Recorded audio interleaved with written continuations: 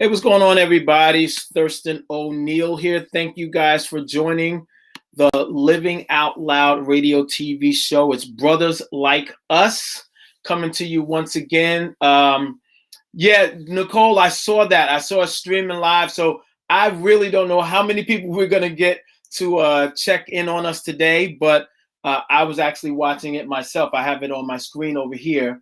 I'm updating it now. DMX's funeral is on. So a couple of our guys actually is serving today at the funeral because it is at our Brooklyn campus, CCC Brooklyn campus. And listen, it looked like a full house. I know we have limited seating there, but as many seats as could be filled is clearly filled.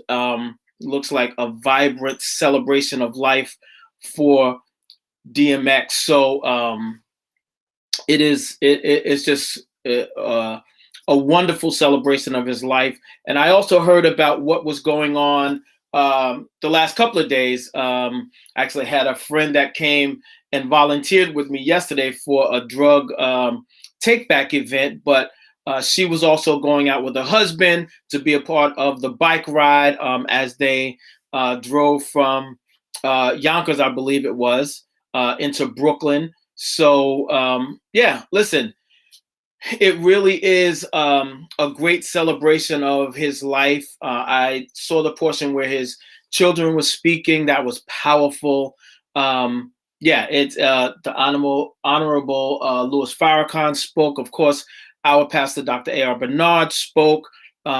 Great words of wisdom. So it was wonderful. And I'm checking in even as we speak tonight. I'm checking in, and I'm trying to make sure that I have everything up and running. It looks like we are back how it's supposed to be. It's streaming. The show's streaming on my personal page. It's streaming on the LOL Radio TV page and streaming on the YouTube page. So for anyone that is listening, anyone that is watching, please, if you want to share comments on what we talk about today, go to our YouTube page, which is Living Out Loud Radio, or our Facebook page, which is LOL Radio TV. And anytime you leave a comment, we'll be able to see it here. We'll be able to share it and bring you into the conversation. I also would love to have people that actually want to join in and be on screen. I think this is going to be a really good conversation today, but I definitely did want to make sure we honor DMX, knowing all the situations that's going on this weekend. Reg, how you doing, bro? I'm good, sir. How you? I'm doing wonderful, man. I didn't know if you were going to be serving today at the Celebration of Life service. So I wasn't even sure if you were coming on today or not. No, I wasn't serving. I had other errands I had to run. Okay. But yesterday I got caught up in the memorial. I wasn't at the memorial, but I had to get to the city, and Lord Jesus. Really? Getting out of Brooklyn was a whole project. I can only imagine, bro. Yeah, they shut down so many streets, they shut down the bridge. I was like, yo, what in the world? Wow.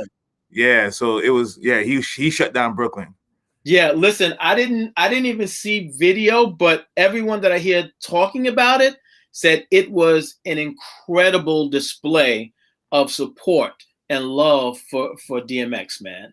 Yeah, there was a lot of course, all the cycles were out. Right.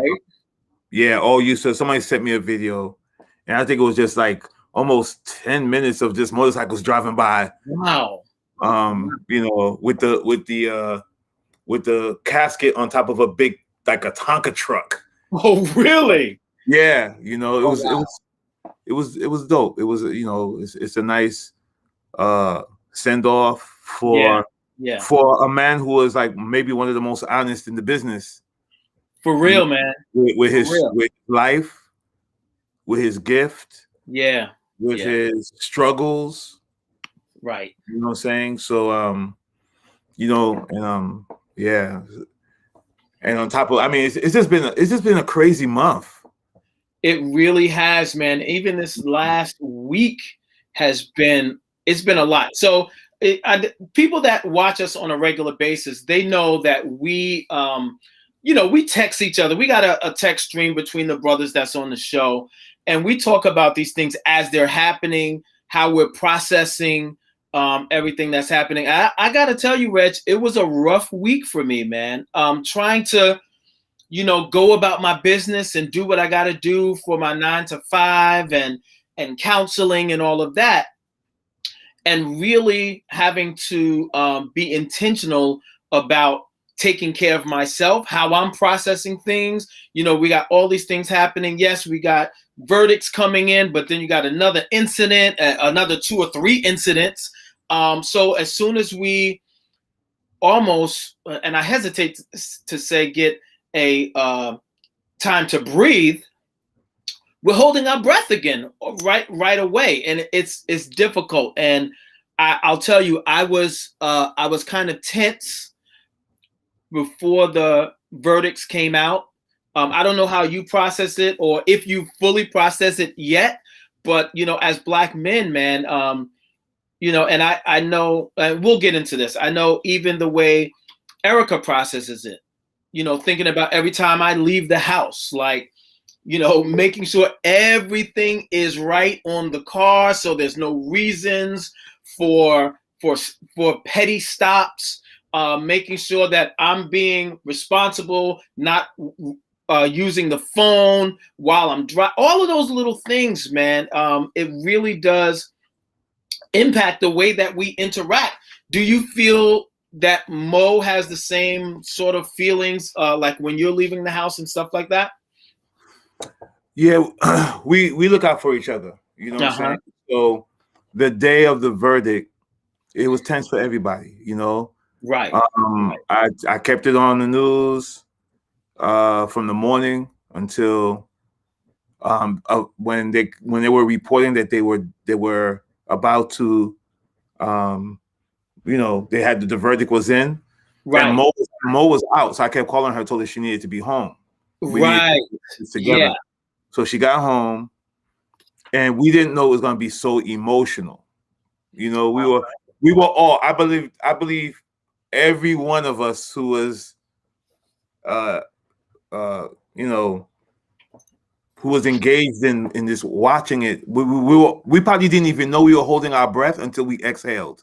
Yeah, exactly. Exactly. And then some of us let some tears out. Like, wow. Yeah.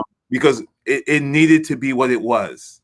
There could not be any other decision. But like you said, it was so short-lived. Right, man. Yeah, I don't usually watch CNN like that, but I kept it on CNN. I don't know if it was the next day, because all the other shootings were coming in. Right. And this one reporter, I don't know his name, a Black reporter, he was just reporting the news, and you could tell he was exhausted. You could tell. Right. It was eating at his soul. And he just stopped and he just said, he just spoke, you could tell he went off script. Off script, right. And he was like, and he pretty much said, I'm exhausted. Like, we're not even, a day from a day after the verdict. Right. And two, I think at the time it was 2 shootings of Brown and the young lady. Yes. So you had Dante Wright, right? Dante Wright, yeah, that's right. Dante Wright first. And Miss Bryant, Makia, I think. And a gentleman, and another guy by the name of Brown, I believe. Right, exactly. And he just looked at the camera and he said, "Yo, this is exhausting." Yeah, man. It's exhausting. Really, because now, of course, you got to get all the information in, and if we need another verdict, will we get it? You know what I mean? Right. Or will we be pacified and just like, we got the, what I'm saying? Like, now we got to keep our foot on the gas. We can't even slow down. We can't slow down. Right. Yeah. We can't take a break.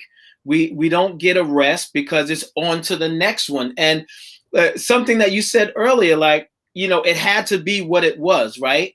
But think about how many times we've watched video and we felt the same way. Oh, there's no way that they could come back with an innocent verdict on this. I mean, the whole world watched what happened. How could they possibly come back with a not guilty? And that's why I think we are all holding a collective breath when it comes to these type of trials. And yes, it was great that we got guilty verdicts on this one. And I talked to someone the other day, and I said I was about to post the clip of Chris Rock's skit about, fathers that brag about what they're supposed to do and like, what you want, a cookie? The language was too bad to go on my personal page. I have to be a little more responsible, but that's what came to mind. Like, this is what's supposed to happen. So, listen, I appreciate it, but the justice system doesn't even get a pat on the back because this is what's supposed to happen. Vaughn, what you do? What's going on, baby? How you doing, man? Hey, how you guys doing? Sorry, I'm late. To be honest, I got caught up in DMX's funeral. Oh, absolutely, man. I got it on the screen right here. I got caught up in it, and I was like, oh, wait. Oh, then I realized, the show has started. And so Taylor hit tape so I can watch the ending of it later. Awesome. Yeah. But it's pretty interesting what's going on. Very interesting. Very interesting. Yeah, I don't know if you saw Farrakhan try to actually take over the service. Oh, what? No. Yeah. I walked out when he was speaking because I had to come down to get on the show. Yeah. So what exactly happened? Well, he gave a very, very extended a message. I think he was supposed to just give some words and just about preach the sermon. I'm sure Pastor was politely stewing in his seat. Right. But anyway, I heard what you guys were talking about. I don't know. I might be just repeating some of the things you said, but I think the George Floyd trial, it was an extraordinary situation where there was so much evidence. It was so outrageous what we saw that there was almost no way that they could exonerate him. There was almost no way. So you can't take this as, oh, this means that we have now equal justice and that all policemen will be tried properly. Not going to be the case. This was an extraordinary case, which there was those who wanted to have an excuse other than Candace Owen couldn't even, because she did come out and said that it was the wrong decision because she's crazy. She said that the guilty was the wrong decision. Yeah, she's saying it still was the wrong decision. She's saying that they bowed to the media and to the mob mentality. But Candace Owen has got problems. I mean, listen, whoever's paying her, that's who she's gonna house up to. I mean, but we've, like you said, we've seen cases before. We thought seeing Eric Garner being choked to death was going to be the case, and that guy is still working for the city. So I listen. Erica and I have had this discussions about qualified immunity for police officers and all that. A lot of those things are in discussions and legislation. And, we talk about the merits of it. I talk about with a lot of people that I work with. I work with a lot of people in law enforcement and in the DA's office. And we talk about those things and, the positives, the negatives, how would it affect policing and community interactions? It's a lot, man. It's a lot to really take in.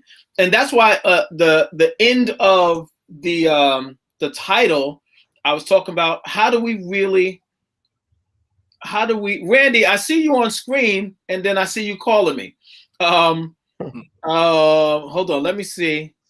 Try to go out and come back in. If you can't get in, I'll pick up the phone and I'll just let the guys talk for a minute. But how do we really look at what is a proper or improper police interaction, right? Because one thing, and I'll give you my sort of take on this, but I think it's important that we not automatically say that any shooting or police interaction is a bad shooting or interaction. I think that's important.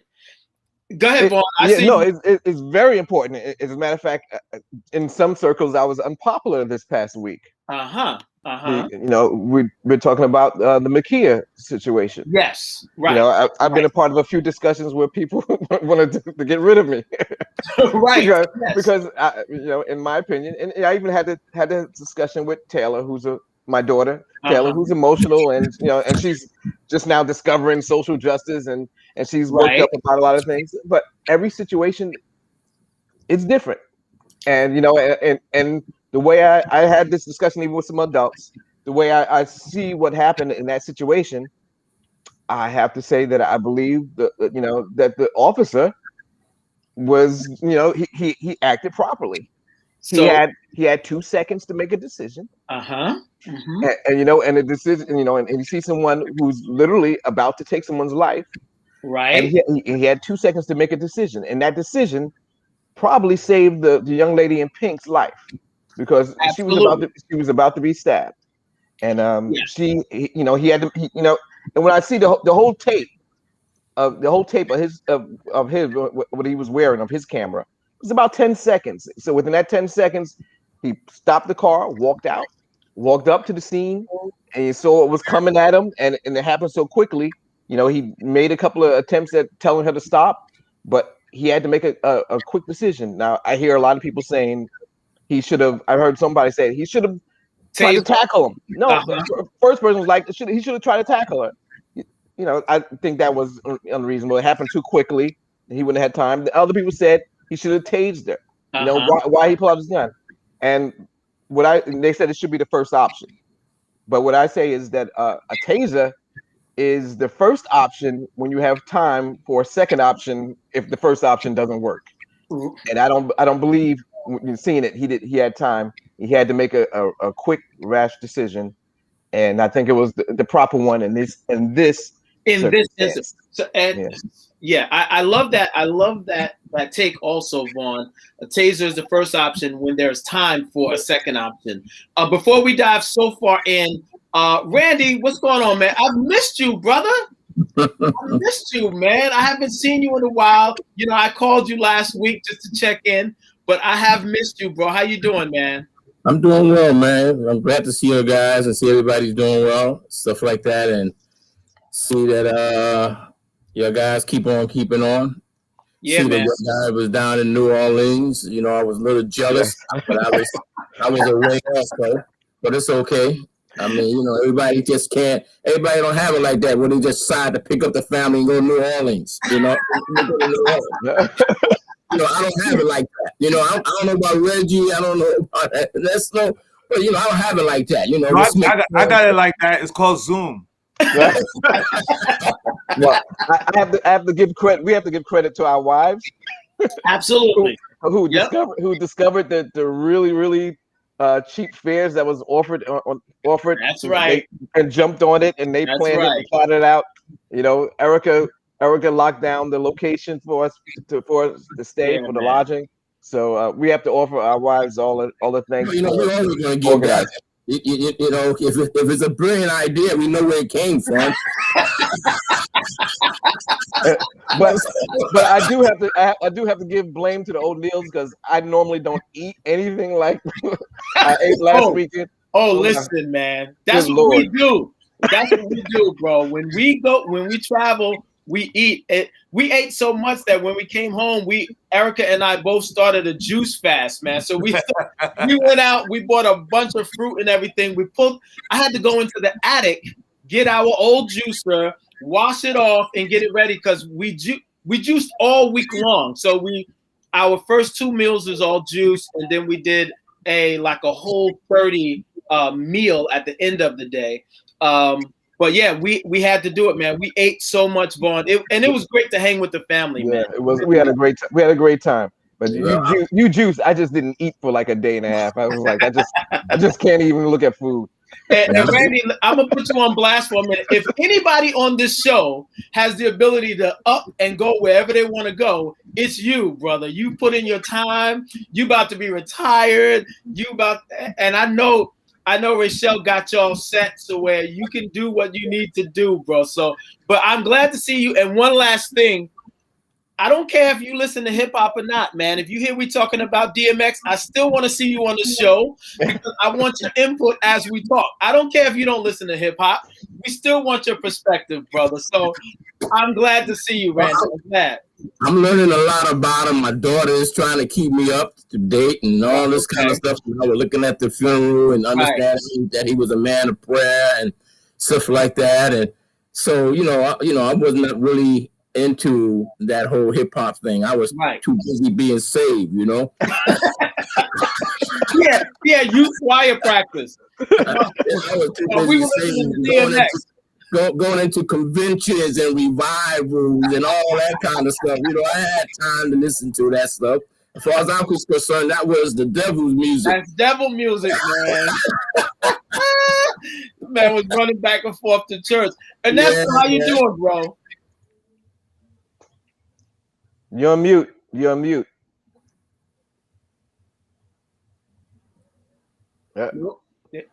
Nope.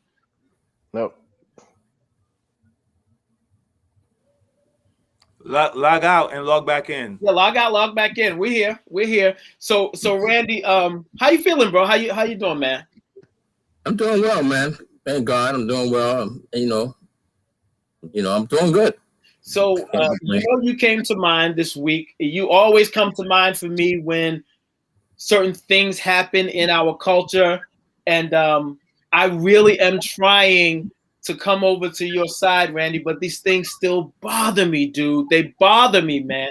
And I know they bother you in a sense, but I think you're more grounded in understanding. Listen, God is in control.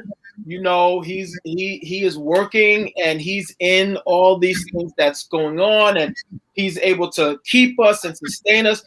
But Randy, how did you process, or was it a struggle for you processing coming up to the verdict? Like, what did you think about it? Did you think we were going to get guilty? Did you think he was going to get off? How did you feel?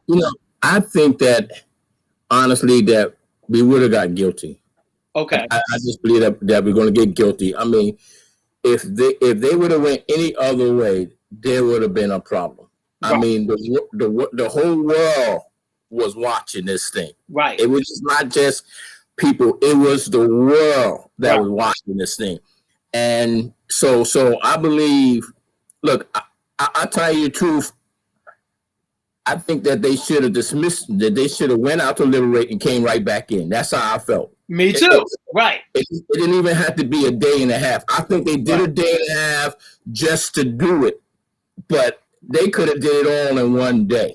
I mean, because anybody. There might have been a good lunch or dinner that they had aside. Yeah, they might have had some of that stuff that y'all had down there in New Orleans. In New Orleans, right. But the thing was, they could have went in and came right back out, because anyone that saw that and what took place, you knew. I mean, it was just downright murder, And so, but it was not justice for me. I was not satisfied. I'm not going to be satisfied until I hear what happened to the other three. Right, exactly. The other three, to me, is just as guilty. So just that one guy is not enough for me, and then you let the other three off. Right. I don't think that's going to happen. Well, I'm just saying, for me, I just need. That's how I see it. Just having one cop go down does not speak for, because if I was just reading something in Google News today, since that verdict, there has been at least 7 more killings by cops. Since that verdict. Yeah, man. They said just around the different parts, with the young guy, right? The young girl that was 16. There was another one. I mean, they had like at least about 6 or 7 since the verdict. You probably could pull it up on Google News and see it. They had the names and all this kind of stuff. But these things, man, it's like these guys just don't get it. I mean, my thing, I heard what Vaughn was saying about the taser with the girl and all that kind of stuff. Yeah, I understand what was about to happen, But I just honestly believes that I just think that it's not always got to go for the shoot to kill. Mm-hmm. You know, because I have seen where this guy that was in that shot up all those people in the Asian that was in the all he got was a shot in the leg. Right. Mm-hmm. So, but when it comes to us, it's always the shoot to kill. So, and I don't think they always have to go for the kill shot. Listen, I never been shot. I never been tased. Right. But I know that when you go into armed forces and stuff like that, or different things, that you have to go through this thing where they tase you. Right. So that you can understand, because there's some time when they tase you and people could be on something, that tase don't mean nothing to them. Nothing. Exactly. Now you think about it, when the guy shot the girl the first time, she still was moving. She was still trying to go. She didn't go down, and that would cause him to open up 3 more times. You know, so but again, I'm feeling like, look, it doesn't always have to go for the kill shot. You can always, I mean, these guys are supposed to be trained. You got all this stuff. You got pepper spray, you got a baton, you have all this stuff, taser, and it's always the first thing to come out is the gun. And then they shoot. So like even now with this other one that's going on in North Carolina, I don't know what all went down, but they're saying that the guy was speeding away from the cop. I'm talking about the one that they was going to give the summons to. The warrant. They was giving a warrant to him. So they was giving the warrant to him, and he decided to speed off. But the first thing they do, pow, open up and fire. Listen, if you didn't get him then, you eventually get him. But it's get him. Right. Shot. And that's the problem that I have with it. I mean, I understand you only had a matter of seconds. You know, take the taser. It's a one. So this is. I was in a Zoom meeting last week where one of the DAs, assistant DAs, was talking about this exact thing, and he broke it down for us. And I wish I had it all written down. But first thing was, is your response to this person commensurate with what? First of all, what did you stop them for? Is it something minor? Is it if you stop them for something hanging from the mirror of his car, and they try to get away, does it call for you to drag them out of the car, shoot them, tase them? Because it's a simple violation. They're not putting anybody else at danger or whatever. So why would you go to the extreme just to try to keep them there with you? It doesn't make any sense. And we're talking about Dante Wright, right? Yeah. Well, I'm talking about any stop at all, really. Like, can I tell you the difficult? Yeah, absolutely. Can I tell you the difficult conversation I have with my kids? With the step team, especially the guys. The most difficult conversation to have, really, it's the most difficult conversation to have in a Black neighborhood. All right, especially concerning the young brother, Wright, who was right. I told the guys, I said, you know, it's a fear factor to get pulled over. Yep. Right. More so, the first time I ever really was scared was when I was going upstate to a youth retreat. I was by myself. It was 2:00 in the morning. I got pulled over by troopers. It was the first time I literally was like, nobody knows where I am. Right. I didn't know why they were pulling me over, so I had to calm down. Because the other factor is adrenaline. Right. Adrenaline is another key factor in conflict. Adrenaline plays a part in that young lady who was shot 4 times in the chest on both parts. Yep. I don't know if I 100% agree with Vaughn. I understand his point exactly. I don't know if I 100% agree, because you know who deals with issues like that almost weekly? Teachers.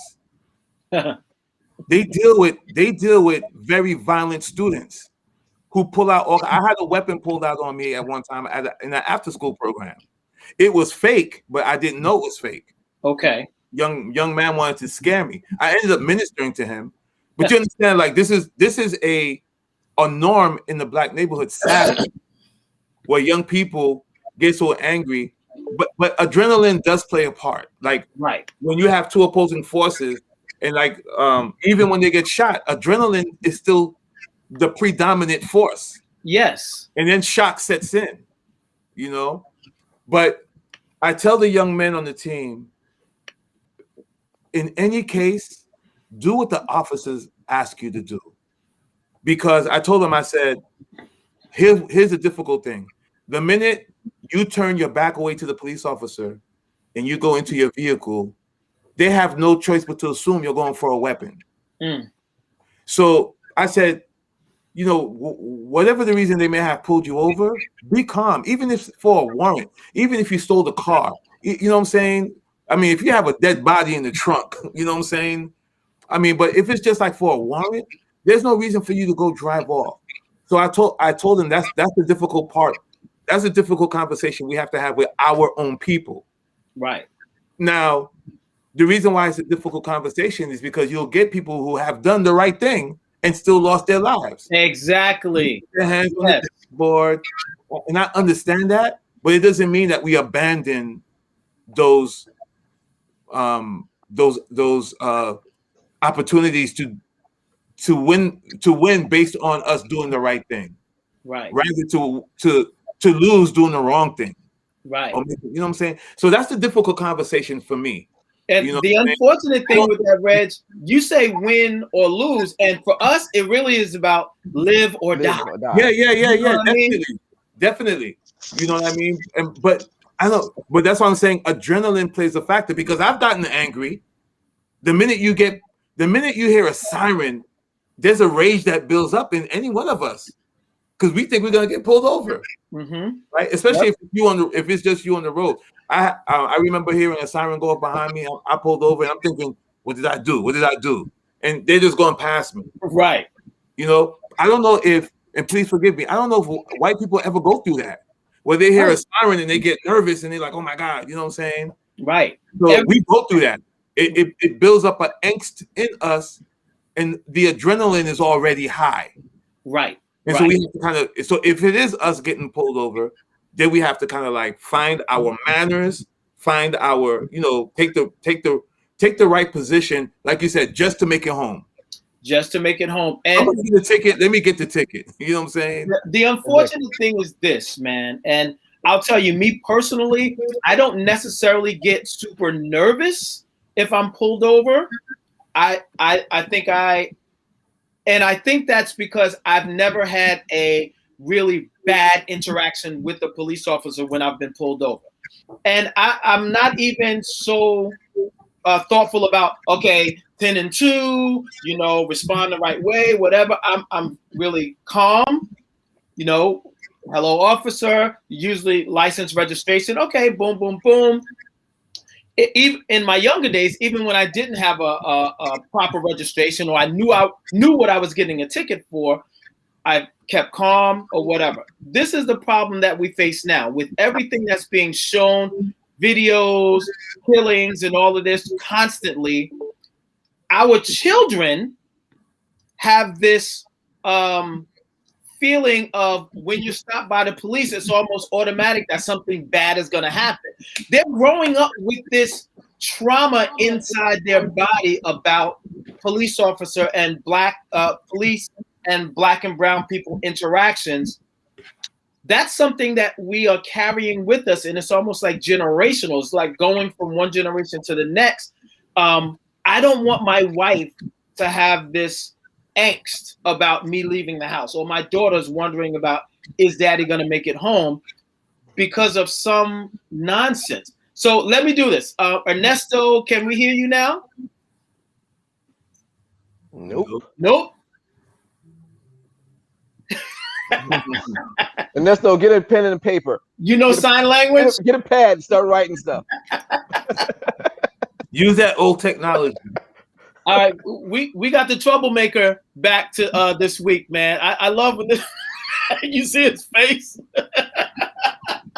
Brian, you know I love you, man. I love you, bro. I love you. I was looking this week to see if I saw Brian post anything about the Makia situation. Oh, he posted. He posted. I didn't see it. Oh, you didn't? I thought for sure I saw you respond. Okay, you didn't see it. But Brian, how you doing? Did I? Maybe not. Okay. How you doing, baby? Can y'all hear me? Yep, we got you, baby. We got you. Yo, Nesto, get a chalkboard. You know. There you go. Oh, he got it too. He got it. Yeah, grace and peace, family. You know how y'all doing, man? Yo, got no doubt. A lot of good feedback from people that popped in on that last one. You know, because I was trying to direct people even when they didn't see it live. I tried to post it and say, look, go to the YouTube channel, you know, and check it out. Nice, you know? nice.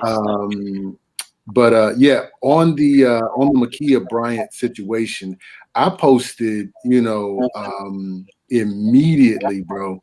I posted immediately because the way I felt about it was, I'm like, okay, we all in our feelings, you know what I'm saying? And we have to understand that one thing we can't, while we're in this this whole thing with our feelings over George Floyd, we can't then paint everything with this broad brush. You know what I'm saying? Like, okay, every time something happens, the cops are at fault. In this situation, you know what I'm saying? In this situation, unfortunately, you know what I'm saying? We lost a young Black life. We lost a baby, you know.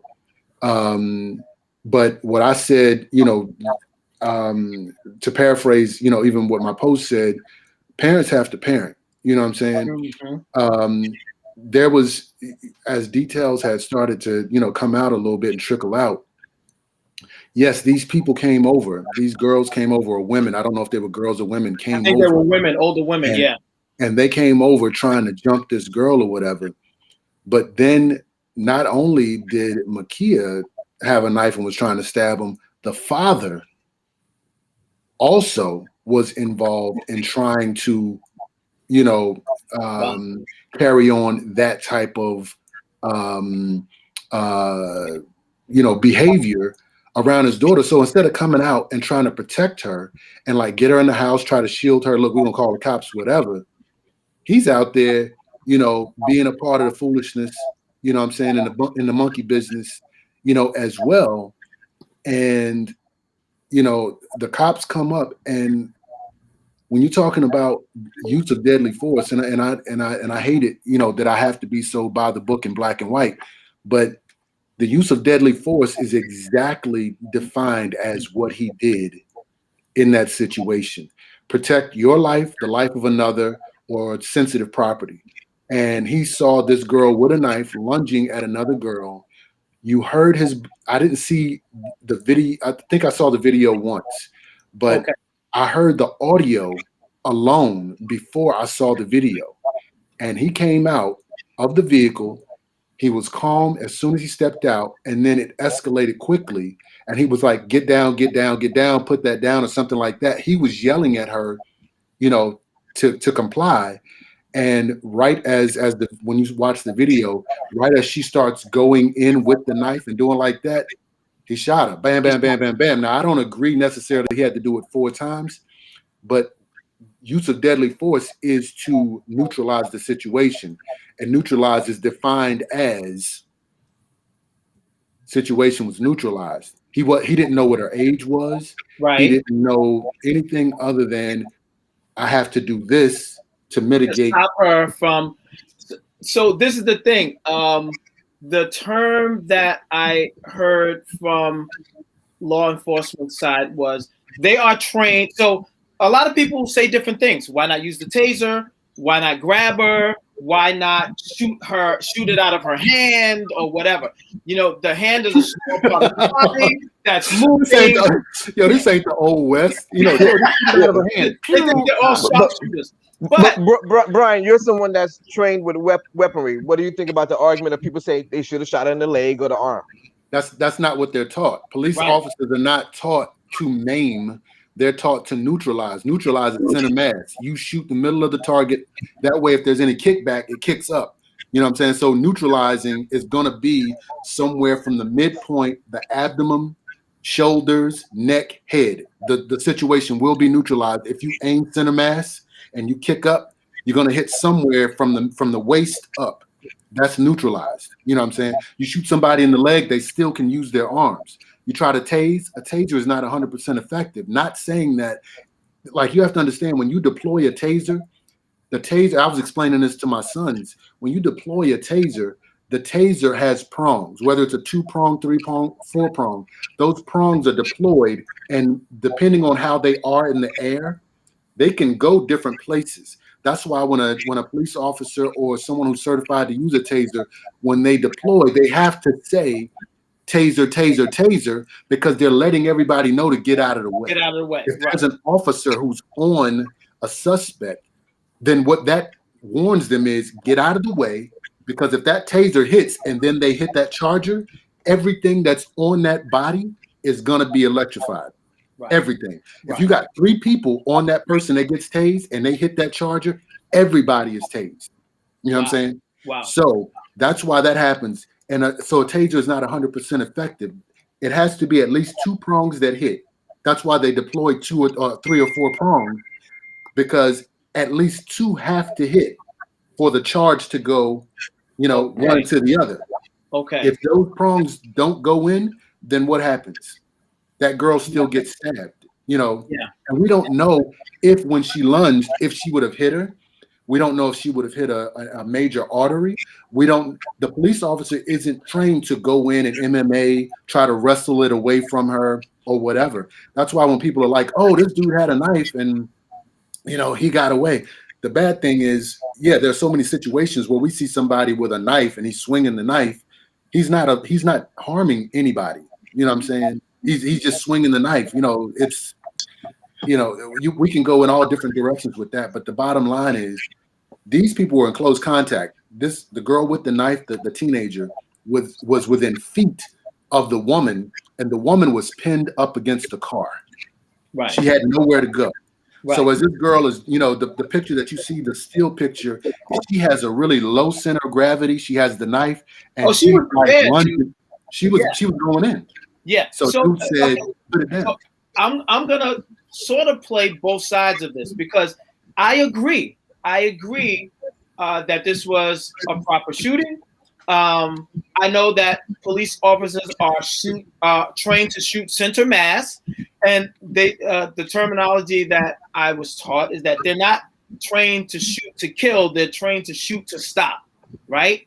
So, and like someone said earlier, even on this call, was after the first shot, it didn't take her down, and then he deployed more shots.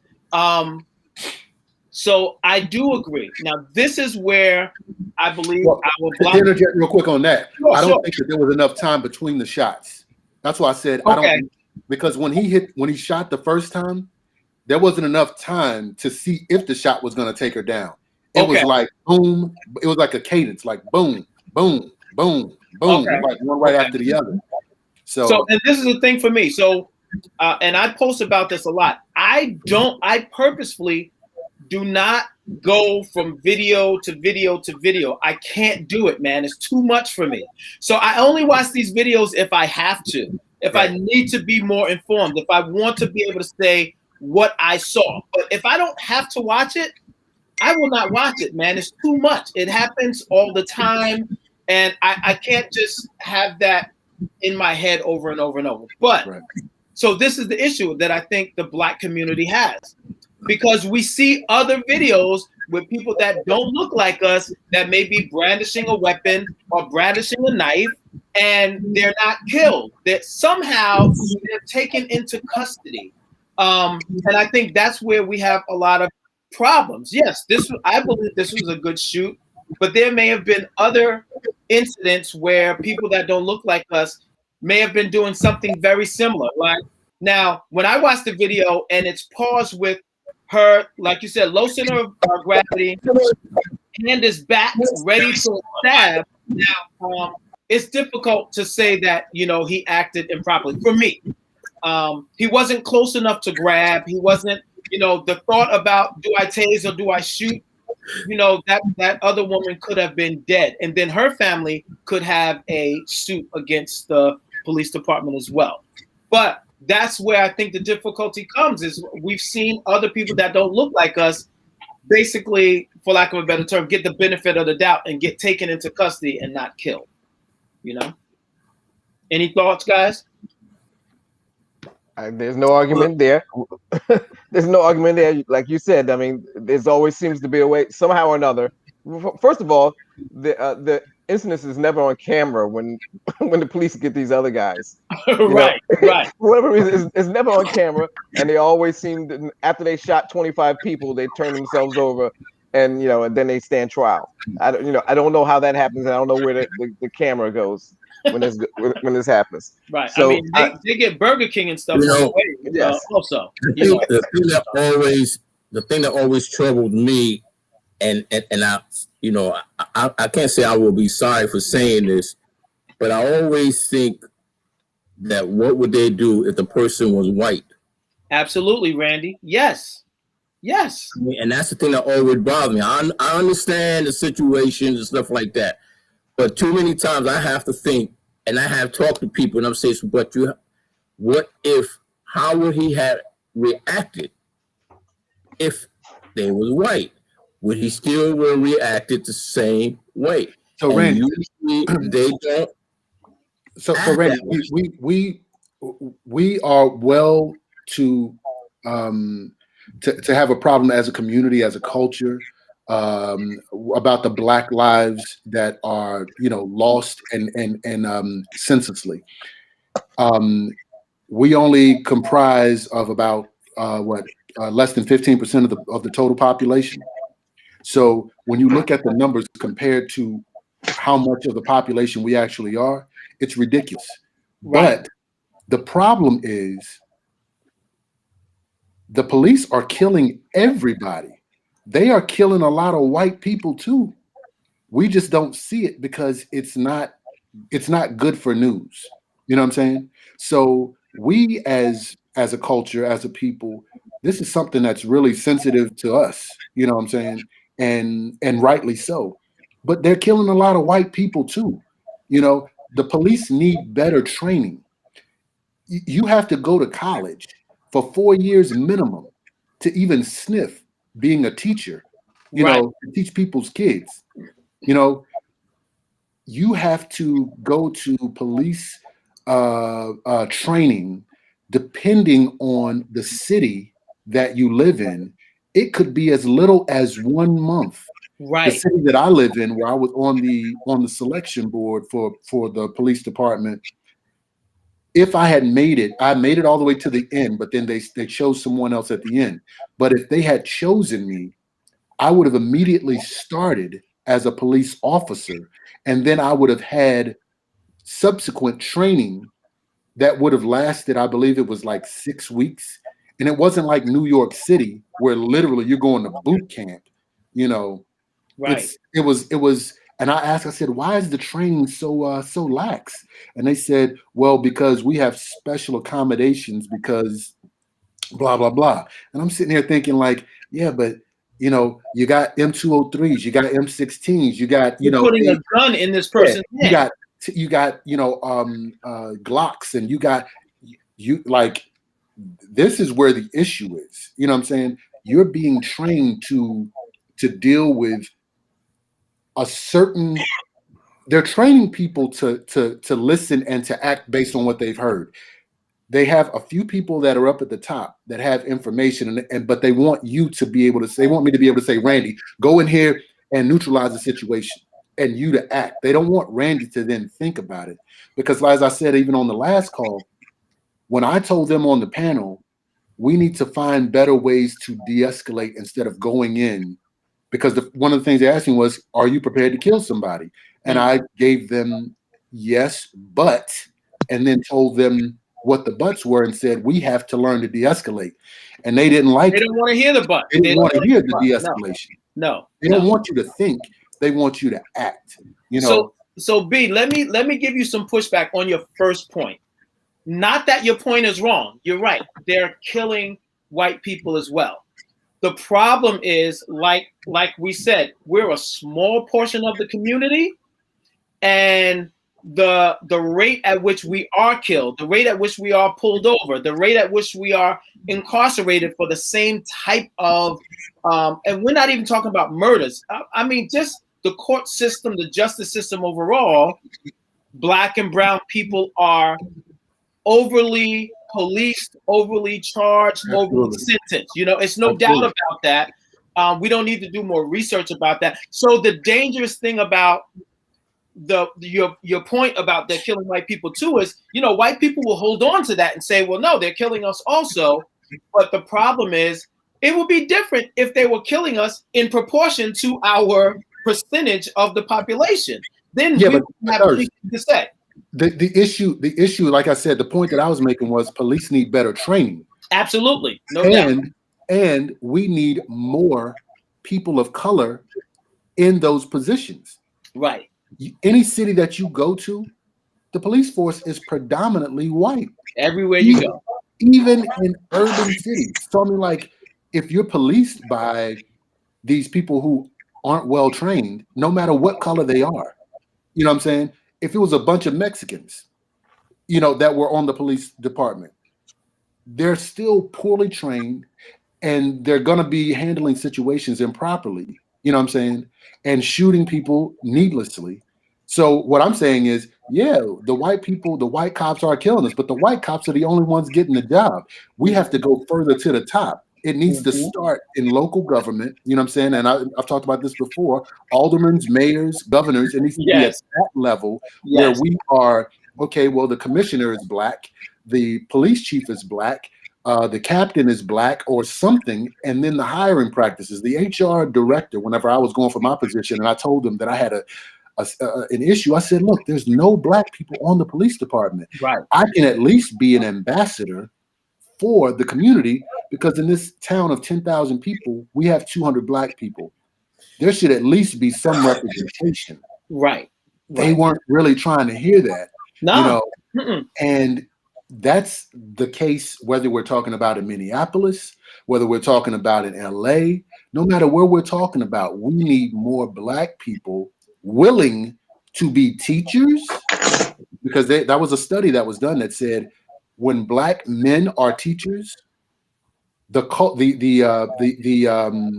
communities, the Black communities thrive. They do better, you know. Right. But our teachers right now are mumble rappers, you know, ball players with, you know, 7,000 tattoos. Right. You know, right. That's what they are seeing, and that's what's teaching them. So we need people that are willing, you know what I'm saying, to go out and be a police officer. Yeah, it may only pay you, depending on what city you live in, somewhere from $35,000 up to $70,000. Because I know in Long Island they get paid. Oh, you know? Son, they're getting paid in Long Island, kids. So they're getting paid. Can I say something to Brian's point? Absolutely, jump right. No, this is the Black show. No, you can't say anything. You know, I agree that it's really in the training, because Lord knows I've been pulled over by some very improper Black police officers as well. And when I was younger, I had gotten into some trouble, and who got me out of the trouble was 2 white officers. Wow. So I agree. The sad part of it, though, and I'm processing. You know, I'm processing. I'm speaking for those of us who are still processing, right? The race issue is the dominant issue still for me, because, and I want to take it out of the police for a minute, right? I don't know if you guys been following, but there's been a couple of sports shows, local sports things, where the mic was left hot. And you hear people talking about Black people, calling them niggas. Two incidents. And I was like, my gut reaction was like, you know, out of the heart, out of the abundance of the heart, the mouth speaks. Right? That's right. And can you just imagine, you know, the amount of people that think the way they do, but you know, we can't read their thoughts. But I will say this about the training. no matter what a person thinks, if they're trained correctly, you know what I mean? Like those white officers, when I was 15 years old, I got into an incident where I got arrested, but the white officers saw the whole incident and testified on my behalf, right? Which was cool. They were the arresting officers. They saw what happened. They say, hey, you were wrong in how you responded, but we know why you did what you did. So we're gonna rock with you at the court. And they did, right? I don't know, I don't know them from a can of paint, except that they were police officers who were doing their job. And I was mad surprised. You know what I'm saying? They stuck with me. There was one incident where I got hit. I was in a car with a friend. I was driving. It wasn't my car though. A car hit us and left the scene.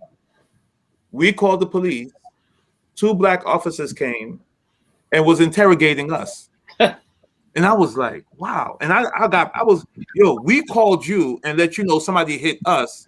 And what are you asking? And I had to get pulled away from the scene before it escalated because the officer gave me attitude and I was giving it right back. So I agree on the term of the training. Last thing I'll say is that during the whole COVID, I've been getting a lot of calls for people who's, just need prayer. I got a call from a black young lady police officer on the job for 14 years. Her and her husband on the job for something like 16 years. And their issue was that they were black in blue and they were getting it from both sides in terms of how they were being received in their own community because they were police officers. And this is like the George Floyd thing just happened. It was hot. And them being in blue, and they felt like they had to take sides. And I remember asking her, what is the training like? And she said the training was a joke. Wow. Because they just come in for the pay, It's not even like it's like, and I asked them, would they ever consider being trainers? Would they, from the things that they've experienced? That was a whole nother conversation. So I just wanted to kind of like jump on that and agree in terms of like the training thing. You can't train. You can't change the nature of a person though. Only God can do that. But that's what I was going to say also, because at the same time, I understand people say, though, they need to be more trained. But the thing is, you can't train the heart because what's coming out of that heart, you can give them all the training they want. I mean, if they're going to look at you a certain way, they're just going to look at you a certain way. They're going to judge you a certain way. And then the other thing I have a problem with, it seemed like, we're talking about having more black officers and all this kind of stuff, but they seem to be more the worst because they're trying to fit in. We've had this discussion before, Randy. Of a club that really don't want them there. So they go extra hard to try to do in a show that I'm one of your guys, but you'll never be one of them. I just believe that. You'll just never be, they're not going to allow you to be one. I mean, and so you go through all this and they have all this psychological trainings and all this kind of stuff. But anybody can have psychological training. That's a big joke. Yeah. You go in and you answer a couple of questions, but they don't really know that you're really psycho. They can't tell it, because they know how to hide it. So, you could teach them to train, you could teach them to have them where they go through their little, martial arts training and they got the baton and they flipping one another, but you never really ever see them use that out on the street. Right. I think just recently where they had pulled this lady down. No, there was a kid. He was autistic. Officer picked him up, slammed him to the ground and started punching him. You're just punching them in the face. I don't understand, so for me, it's not all about training. You could train up the wazoo, but it's what's in here. Well, I know Vaughn wants to get in. They look at you the way that the training aspect of it is they give the training is improper. So it's not that they're not getting some training, but you can't give somebody a tool and then not tell them and train them when it's appropriate to use it. That's what the issue is. You can have hand-to-hand combat training, but if they don't tell you when it's appropriate and when it's inappropriate, then you are literally out here with nuclear codes and a trigger and not knowing, okay, well, now? Oh, wait, right. So should I do it now? Or should I? So these people are out here, they're showing them chokeholds. They're letting them go to their own training. They're going to jiu-jitsu, Brazilian jiu-jitsu classes and stuff like that. And they're turning themselves into the type of police officer that they believe they need to be. So they're walking around with a bulletproof vest in the trunk. They got, a couple of weapons in the trunk, even on their days off. They think that they are law enforcement for the world. They and think above the law on TV, and they think that they're above reproach.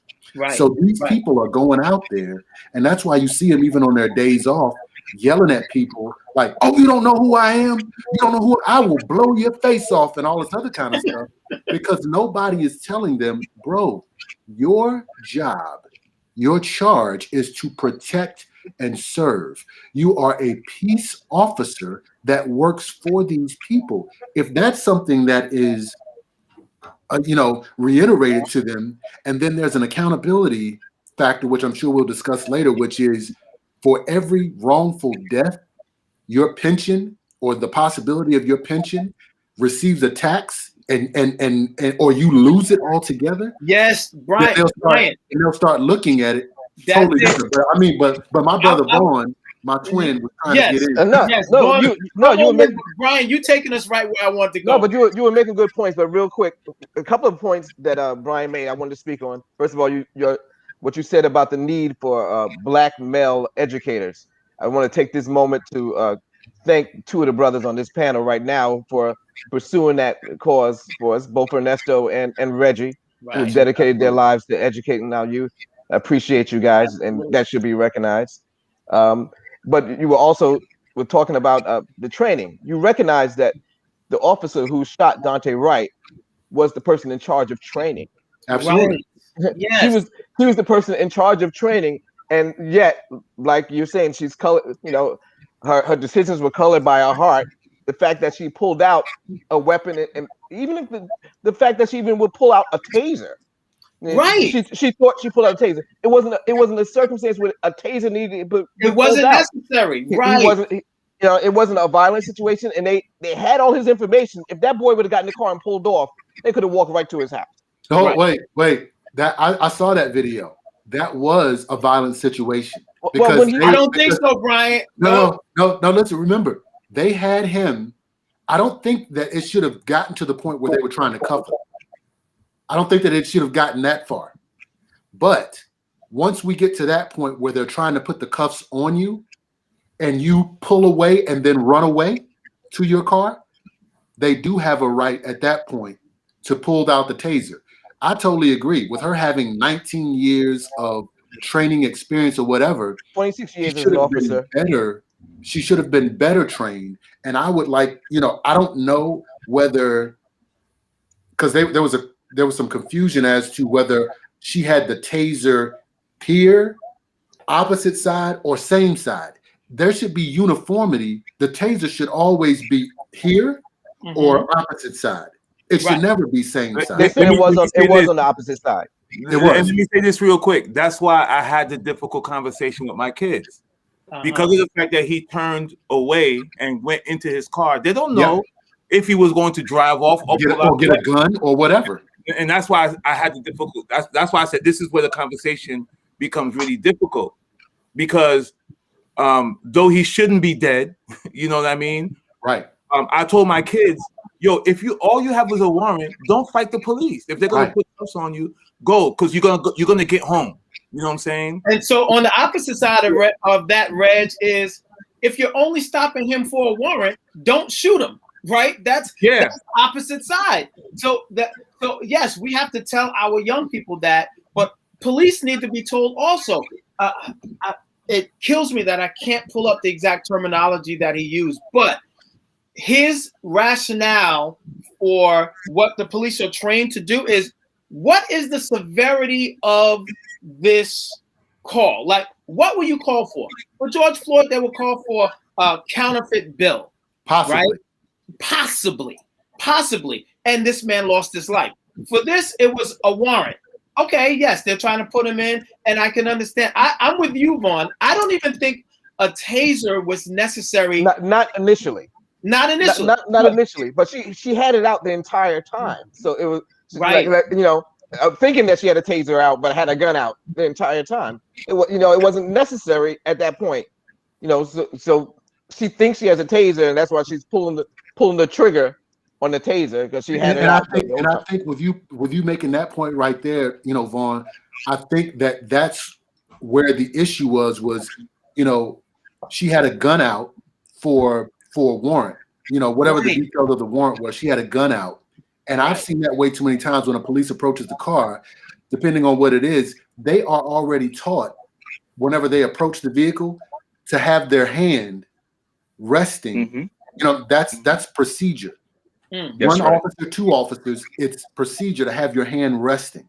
So what we don't know is, as people, and maybe that's something that ICB or other areas within the church, Boots, or whatever, has an event or something like that, where they take a half an hour and they have a discussion about this, and they actually teach people this is what happens during, and they have videos like this online.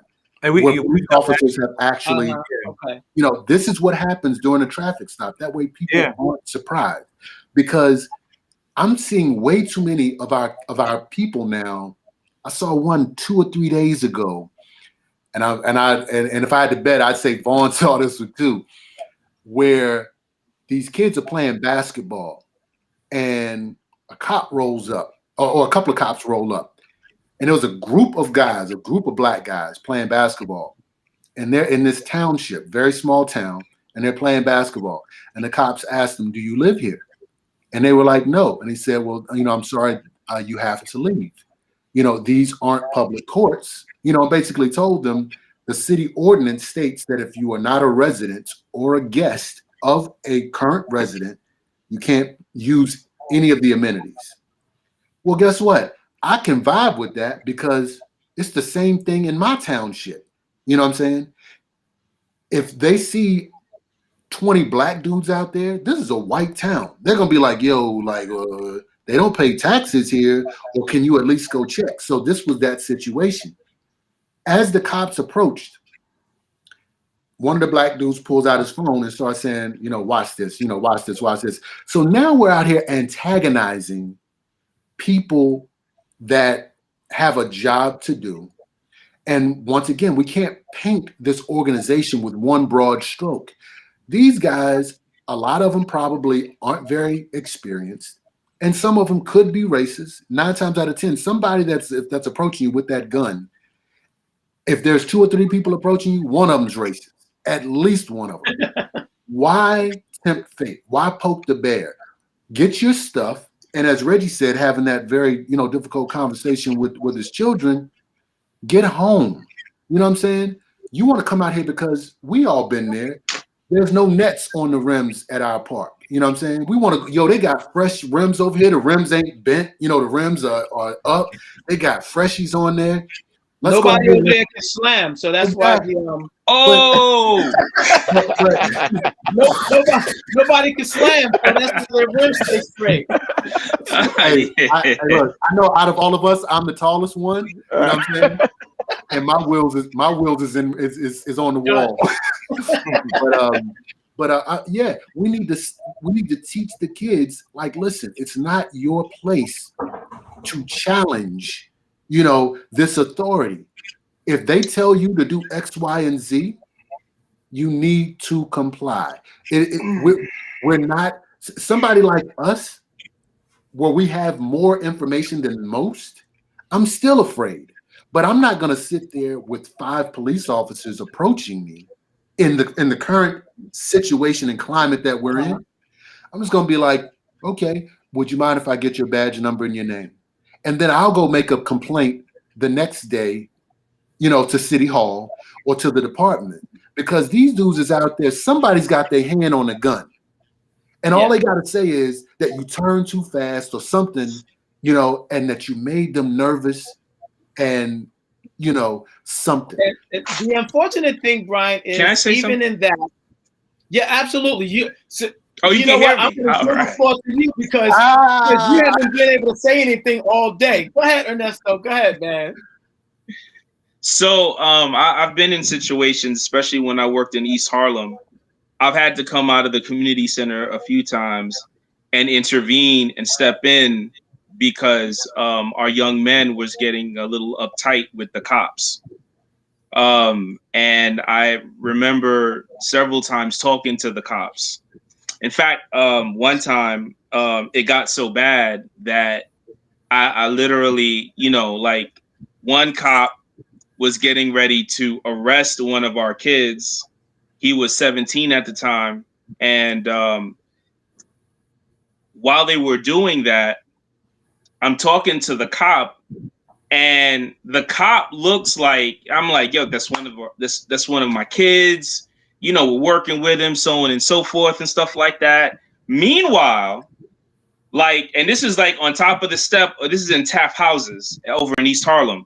And while I'm talking, this is at night, while I'm talking, and it seems like I'm calming the officer down, you know, here is two of my other kids saying, man, F that, yo, nah, he wrong, man, he wrong, da da da da da. So the cop's looking at me like, is that one of your kids too? That's your kids too, right? Yeah, and I said, yeah, it is actually, you know, and I said, yeah, it is.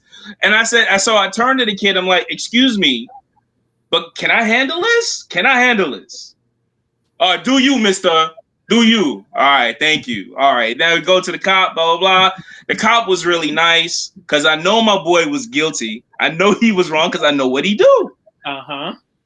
Afterwards, I had them all.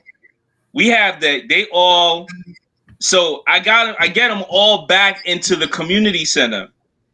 It's like 11 guys in my cubicle, and we're all having a discussion about what you guys are talking about today. Wow. About how, as a black man, how you got to approach the cops and all this other stuff. Right. And I told them the importance of it. And I told them, I said, you don't think it helped that I happened to have a shirt and a tie that day? Right. I said, you know, and I told them, I said, they're wrong, but I said, come on now, let's be real. You be wrong too. You know, I just want to say one thing. I agree with Brian 100% as far as the training is concerned. I think he's 100% right when it comes to that. And the reason why is that, but to Randy's point, there is also a culture in the police force. That's why the next 3 cases for these 3 officers is so important. Yes. Because if they get convicted, then the word is going to be like, if you're a cop and your partner is doing wrong, now you got to say, hey, because I'm going to get arrested too. So we better stop this, because a lot of times I know a lot of cops. I know one cop right now. He said, yeah, my old partner was a racist. He knows it.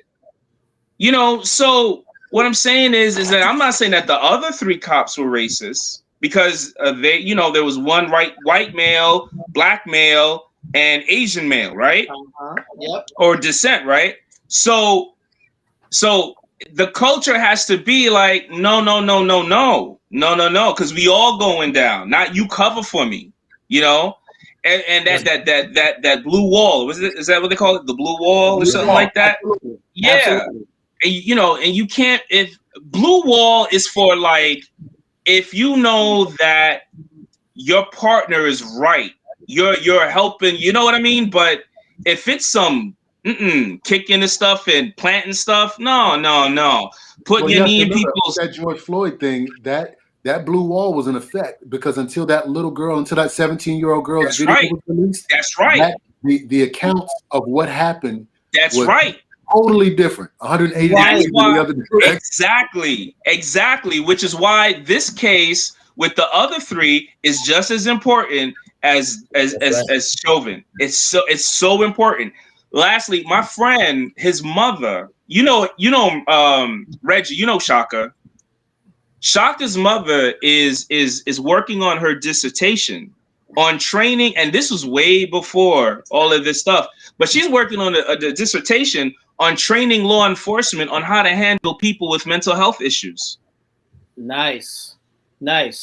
Because that's and let me tell you what motivated her to do that dissertation was Eleanor Bumpers. I don't know if you remember that. Yeah. Where they shot this woman down dead. She didn't have no weapon. She didn't have nothing, and they she had a knife. She had a knife. Yeah, and they went after her, and my friend's mother, my friend who would be my friend's aunt, is a woman who has mental health issues. So she's like, look, to protect my sister, God forbid, and she's been working on this for like about 3 years now. So the training is incredibly important because what you're gonna do if you're trained correctly, when you are in a crisis situation, you're gonna do what? Muscle memory. Yep. And you're gonna react. And if your training is poor, guess what's gonna come out? Absolutely. Wait, I have my glasses. What muscle memory is hard? Yeah, and that's right. Muscle memory is hard. And the thing is that I want cops, like, look at the little boy that got shot, the 13-year-old boy, right? I need police that when they see a child like that, they see their own child. I don't care what color it is, but I think when they see black people, you know why they didn't put Chauvin on the reason why they didn't make him testify, because if he was truthful and they went again what his thought process was, they would have thrown him under, because It's like he's a big black guy. So I could do this because he's a big black guy and he's a threat. Yep. That's that racist bias. And most likely, regardless of I'm gonna get off. You know my story about when they pulled over your Long Island police pulled over when I was on the rugby team, and I had a player in the van. You played rugby? What? I did play rugby. I was the only black guy on the rugby team. I'm about to keep you off the show right now, bro. Oh, what? I gotta put in my black card. I gotta turn in my black card now. They only work if you're British, you can get away with that. Only if you're British. I was rolling. I wear British nights back in the day. That's about it. It's the only British I got. I'm sorry. Go ahead, Ernesto. Finish up. Oh, okay, yeah. So, but all I'm saying is that I know the bias, because when the guy was smoking, we got pulled over by the cops, and I said, "Oh, there we go." See, I told him, "Yo, you got to put that out. You got to put that out." Cop came. It was just like that Steven Seagal movie when my man rolled down the window. The smoke just came out. Wow! And it was hitting the cop in the face. Wow! Cop was like, long story short. Cop was like, all there was, the whole man, pure white, except yours truly. He looked in it. He looked in, saw all the white guys, was like, where you guys going? Oh, we're going to Fordham because we have a rugby game. All of a sudden, but that's one thing about these white people. They know how to, oh, sir, sorry. We were going to the, he wasn't talking like that when we were driving, exactly. And he was like, yeah, we're going to see, we're going to play Fordham and stuff. And he was like, and I'm like, I hope he gets in trouble. I hope he turn around because I told him to stop. And he was like, have a nice day. Be careful. Of course. And I was mad because I'm like, yo, if this was the basketball team, it would have been on Newsday. Like, oh yeah, I was so. That's the way it is, bro. That's the way it is. But the training, but Brian is absolutely right, man. The training has to be better. And also, even if their heart is still corrupted, at least with the training, they don't have an escape when they're prosecuted. Because how many times they do that? All the time. So listen, I agree with everyone, and I think it's going to take a little bit of everything that we're talking about. Of course, we need better training, absolutely. But you're right, training's not going to change the heart. You know what stops the heart from acting the way it wants to act? Money. When pocket is attached to the way that they respond. And Brian, this is funny. I had never heard this sort of like thought about part of your pension being attached to these bad acts, right? The one thing that jumped out to me with the officer that shot Dante Wright was the next day she automatically retired, right? And for me, that was a way of her protecting her pension, correct? That's what they were doing. Yeah, they're protecting her pension. So, but not like the Chicago officer, the black woman who stopped her partner from potentially maybe killing a suspect, and they took away her pension. Exactly. But I think just recently they just recently gave it to her. Like that was what, like 10 years ago. But here's the question, Brian. What about the cop that she stopped? You see what I'm saying? Listen, the mayor in that Dante what's his name? Dante Wright? Right. In that case, the mayor did not accept her resignation for that very reason. Right. Really? It's a young black mayor. He said, I didn't accept her resignation because he knew that what she was trying to do was she was trying to retire, preserve her pension. Yeah. And he was like, nah, we're not going to do that. I don't accept Once that pension is locked in, it's locked in, bro. Yeah. It's locked in. If you still go down and you found guilty, you're going to lose it anyway. They're going to take it. But the thing is, the thing that I would like to see, that when they start talking about suspending these guys, they should suspend them without pay. Absolutely. Yes. I don't think that you should. Listen, I used to work at the police pound, and this is the place where they would send all the trouble cops. And I'm sitting there, and they have two places. They got one out there by, I think, Coney Island. It's by the water, all this kind of stuff. So I was talking to one cop. He said, listen, they place it here for a reason because it's like therapy for some of these cops because some of them really are off. And when I was working at the pound, I'm looking at some of these guys and I'm like, man, these guys is not all there. Right. And, right. They was in, and now they there because they are in trouble because of some stuff that they did. The guy that did the whole thing with Amler Larima. Yeah. Wait a minute. That guy is not fired. I'm talking about some years when it first happened. Oh, okay. No, so he wasn't automatically fired, right? No, he was there in the office and stuff like that. Still collecting a paycheck. And still had a gun on his shoulder. Wow. And there was somebody crazy, and they still had their guns.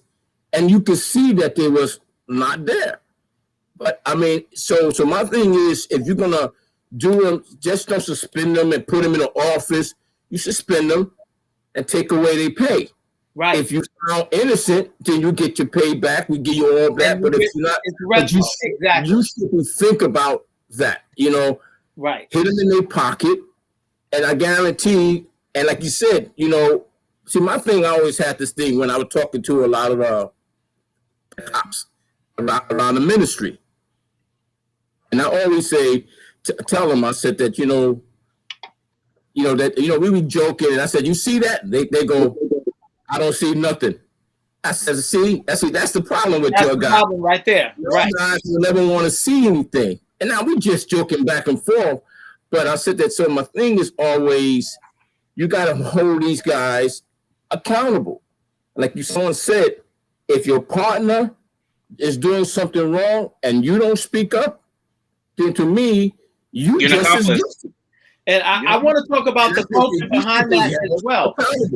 Yeah, the culture behind that is deep. And I want to bring up something. It's called Epic out in New Orleans, Louisiana. But before I do that, James Hodge is on with us. He doesn't have his camera today, I don't think. James, can you hear me? Yes, I can hear you. So, brothers, I remember James came on for the I think it was a gospel songwriter Super Bowl, and we were talking about the gospel music workshop and all of that. Yeah, and he's from Long Beach. James, I'm glad you got a chance to join us today, man. I know you want to chime in. I know you got a lot of feelings and thoughts about what we're talking about. Go ahead, dive in, man. Tell us what you think, bro. Well, I'm sorry I didn't get a chance. Hello to all of you great brothers. Thank you for all your amazing information and insight. I'm learning from you. And sorry I didn't get a chance to chime in and hear all, but I believe we're just talking about the current situation with law enforcement or public safety in America and abroad. Right. I would say that one is way more than training, right? Because a lot of the cops have the same training, but they react different ways. You know, so a lot of it is more than training, because sometimes you can't train stupid out of people. You know, and that's just what it is. And you can't train racism out of people.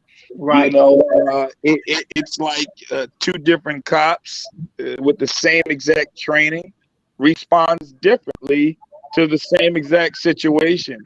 And we see that so many times, like many of you have said, when there is maybe a white cop or a black cop or a white presumptive suspect, or, you know, depending upon the situation, it always seems and appears that we have to go and be extra aggressive sometimes when there is a brown skin.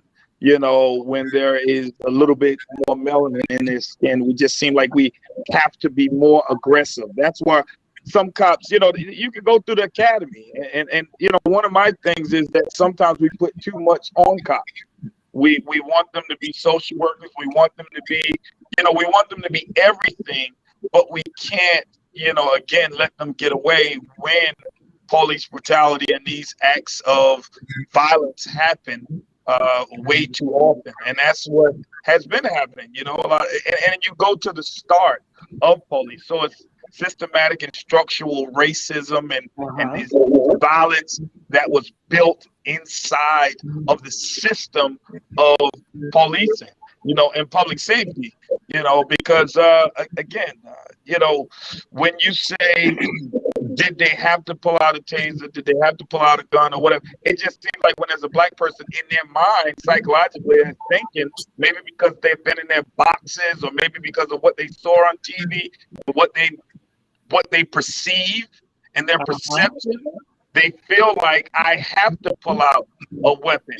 Whereas someone else that didn't grow up in the box, that was more, I would say, socialized to life and being socialized all around, would just handle that situation a lot differently. So you can be trained to say, okay, if I get in a situation, I'm allowed to kill someone in this situation. Okay, training can say, yes, I can pull a gun out because this looked like an imminent threat. This looked like I have to save somebody's life. But when it comes to common sense, sometimes it just don't seem like common sense come that common for some people, you know, and so, you know, I know the brother was saying, you know, that we need to get more black police officers and black teachers.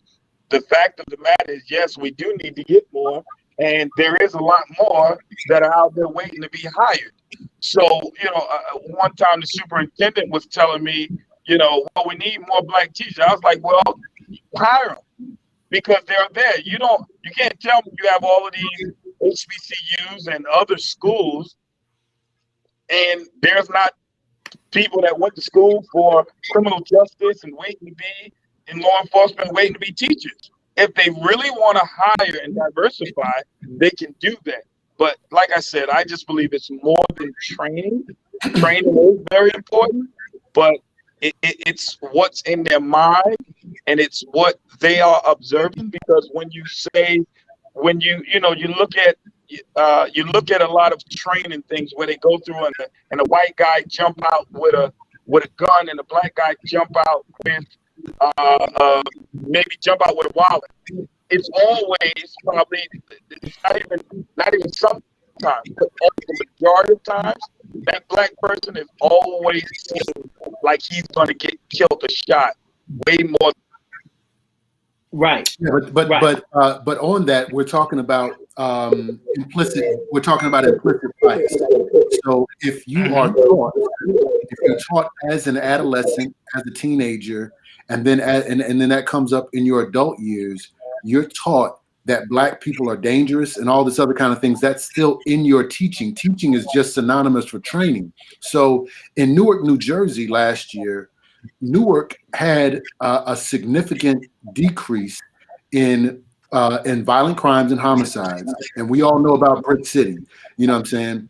And they didn't have a single police, incident where a police officer pulled out a gun and shot somebody in Newark. Okay, so it can be done, but the difference is when I was talking about local government, New Jersey's Attorney General is a Sikh American. He's an Indian American. You know what I'm saying? So, this turban wearing gentleman has gotten in there and said there's going to be consequences, if we don't reform. He's on MSNBC, he's on CNN, he's everywhere that he can be, and he's preaching reform. Reform and training go hand in hand. You know what I'm saying? You can talk about it when people are talking about defunding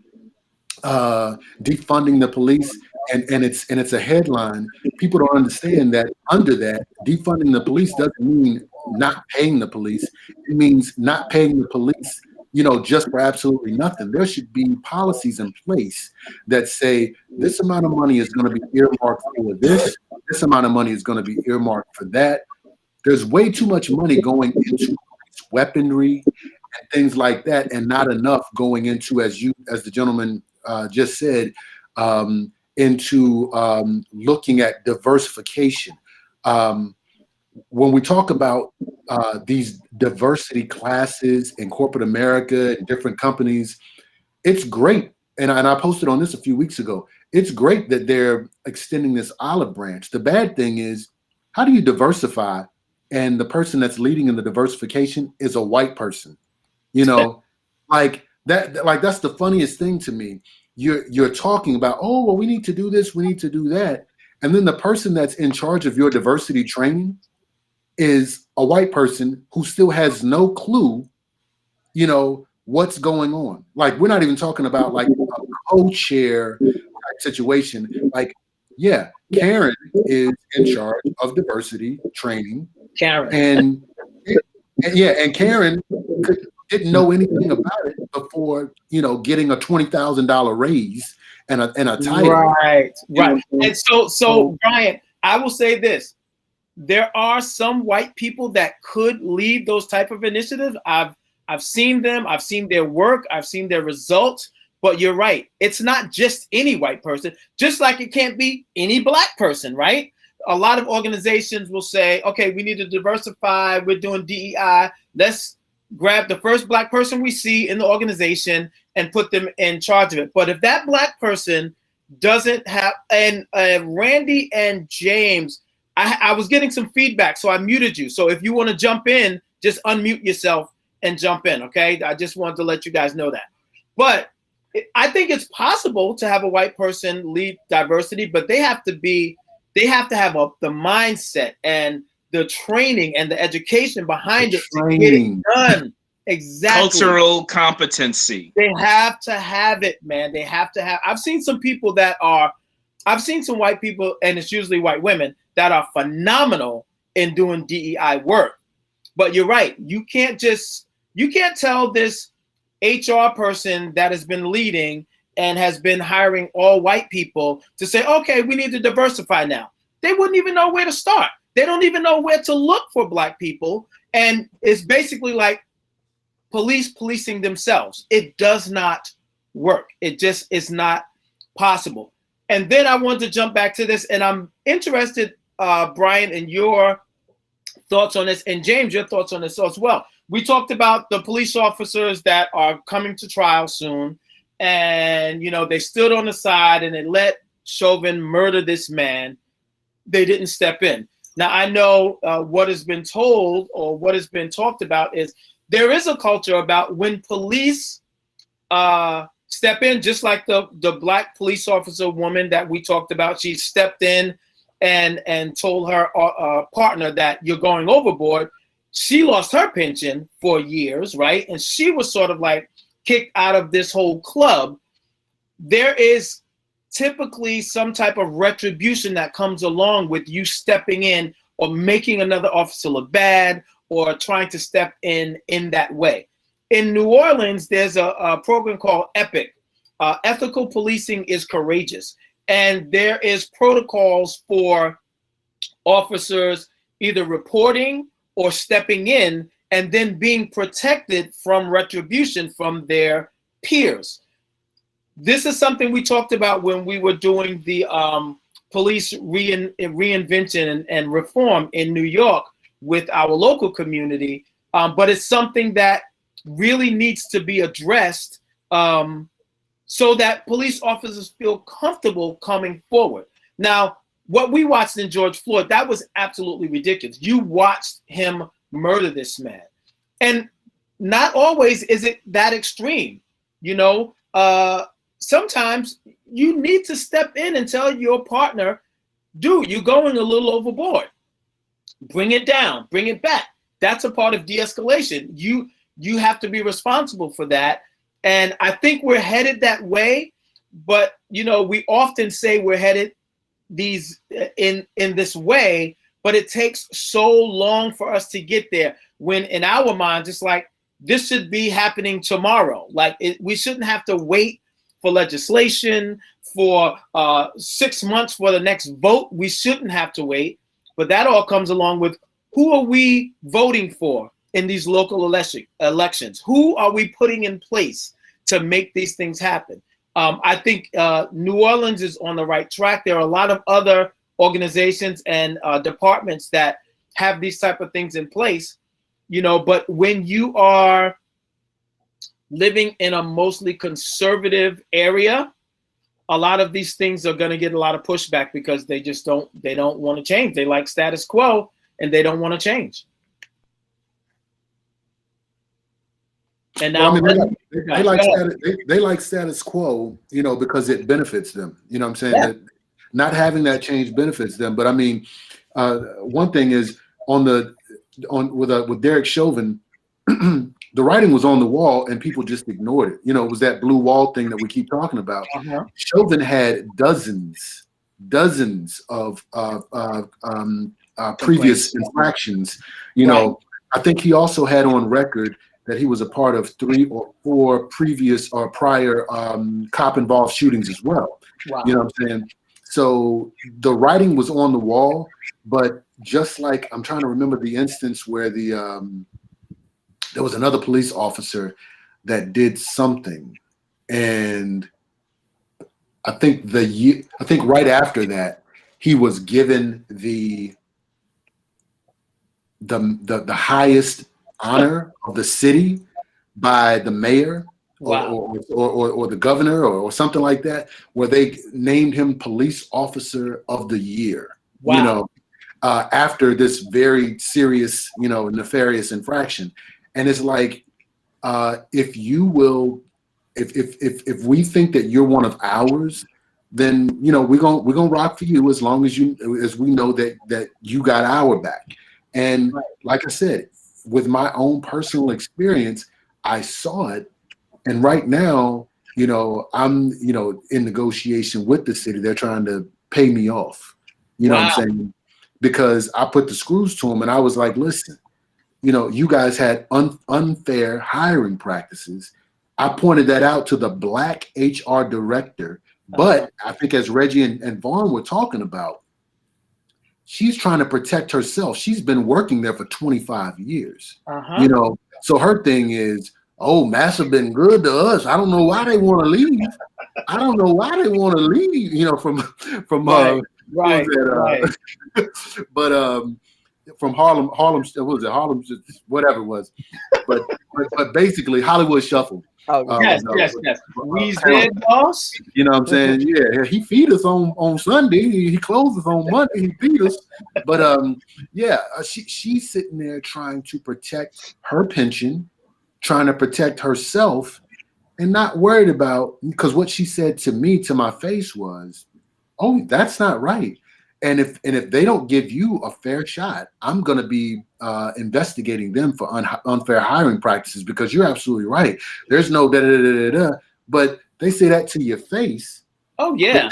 Behind your back is something totally different, because I was in a director's office when she called him about me, and he was sitting there like looking back and forth at me and trying to speak in code to her on the phone.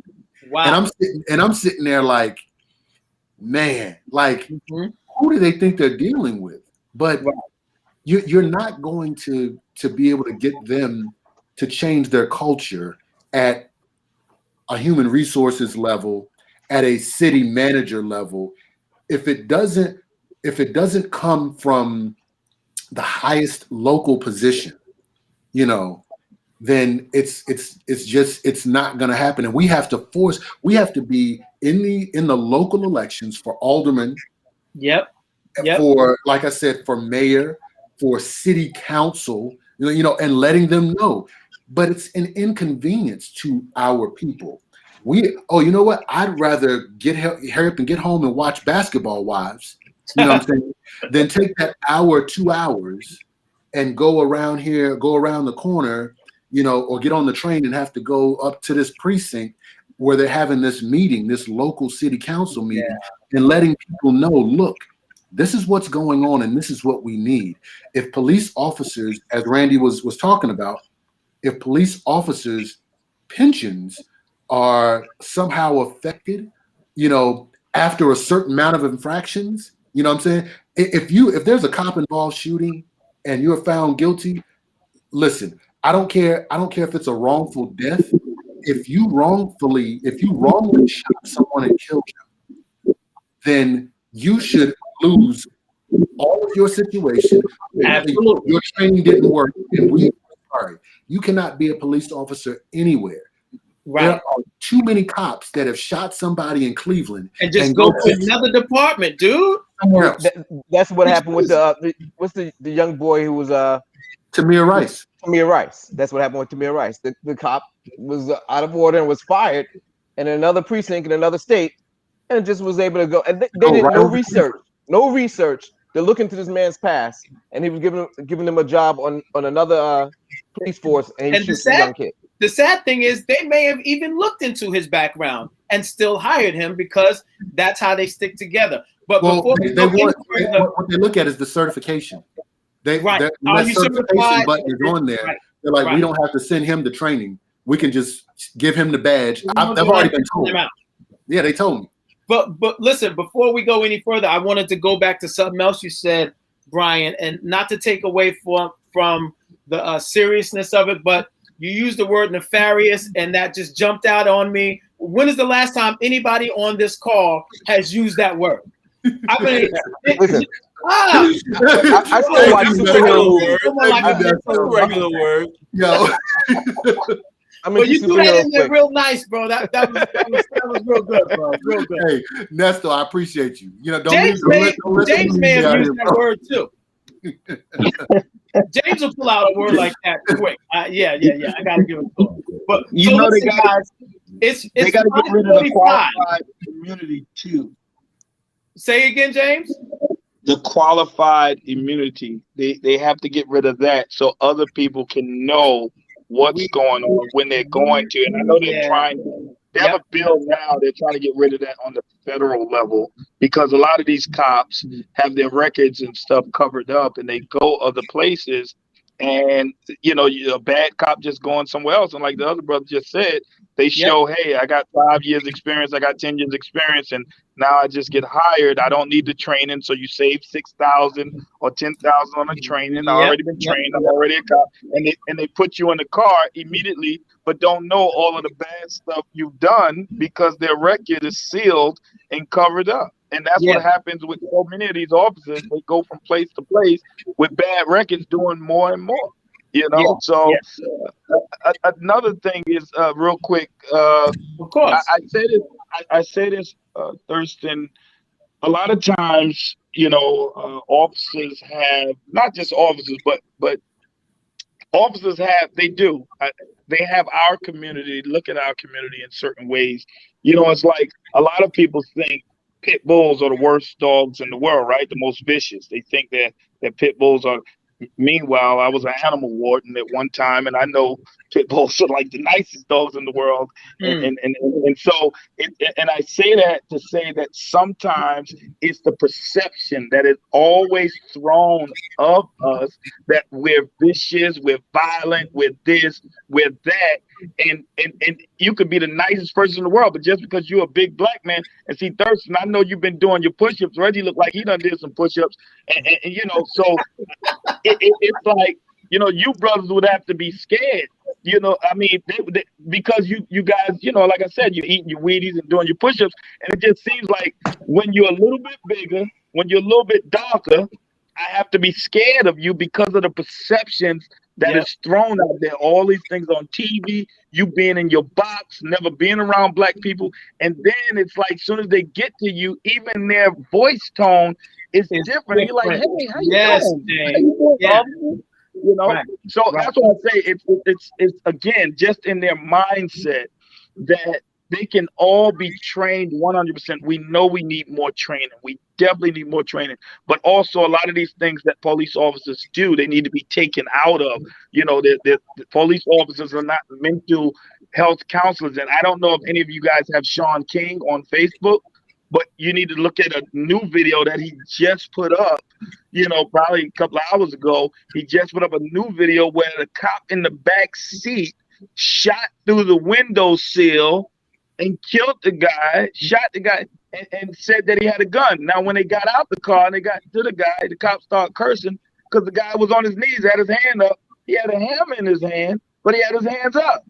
So it's like they feel like they keep having to do these things over and over and over until it's accountability and we hold them accountable and they start seeing more officers like Chauvin and others go to jail.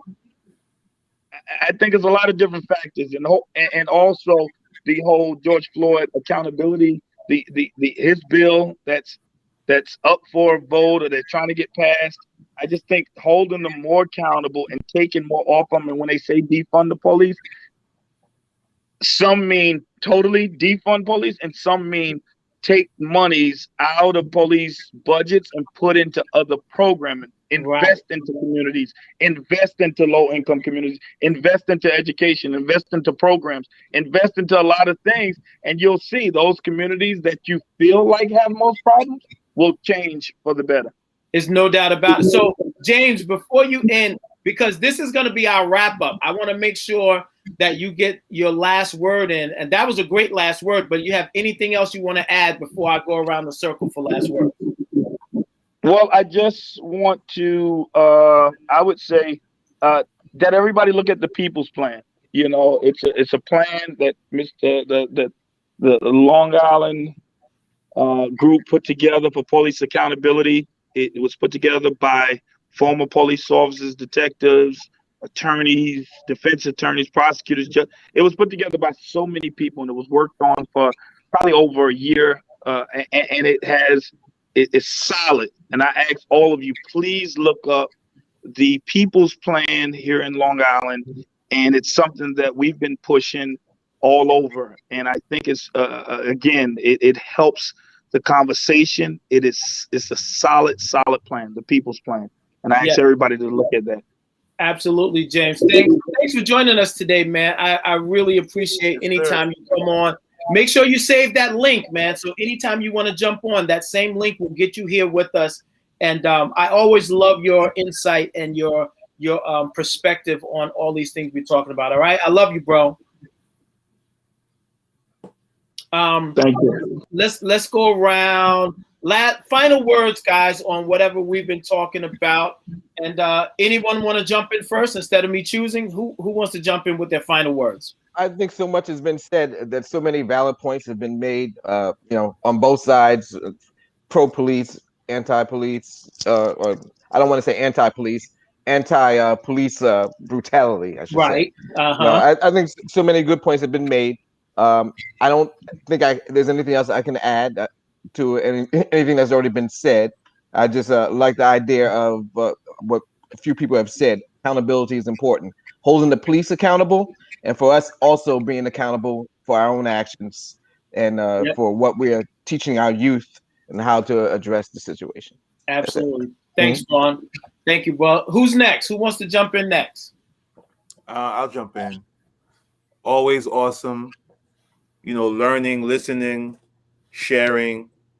This is a tough thing, man. We don't have all the answers because this has been going on before we even were born. You know what I'm saying?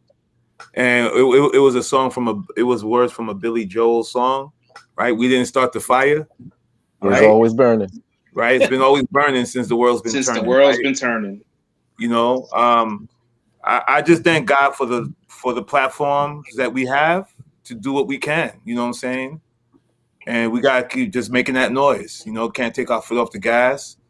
I got my kids. I think about them every single day. And I thank God. Like I used to be very hot tempered, and I tell the kids, I said, you don't have to be. You can be aggressive and stay in control. Right. Nobody can speak to you no kind of way, but you do have to know your rights. You do have to know these things because that's the language, right? Pastor Bernard says if you control the language, you can control the conversation. Right. If you don't know the language, you're at a loss. So I just thank you guys. I just thank God for you brothers. Thank God for this platform as always. I miss you guys too. It's been a minute. It's been and just remember Deacon Brown and his family in your prayers.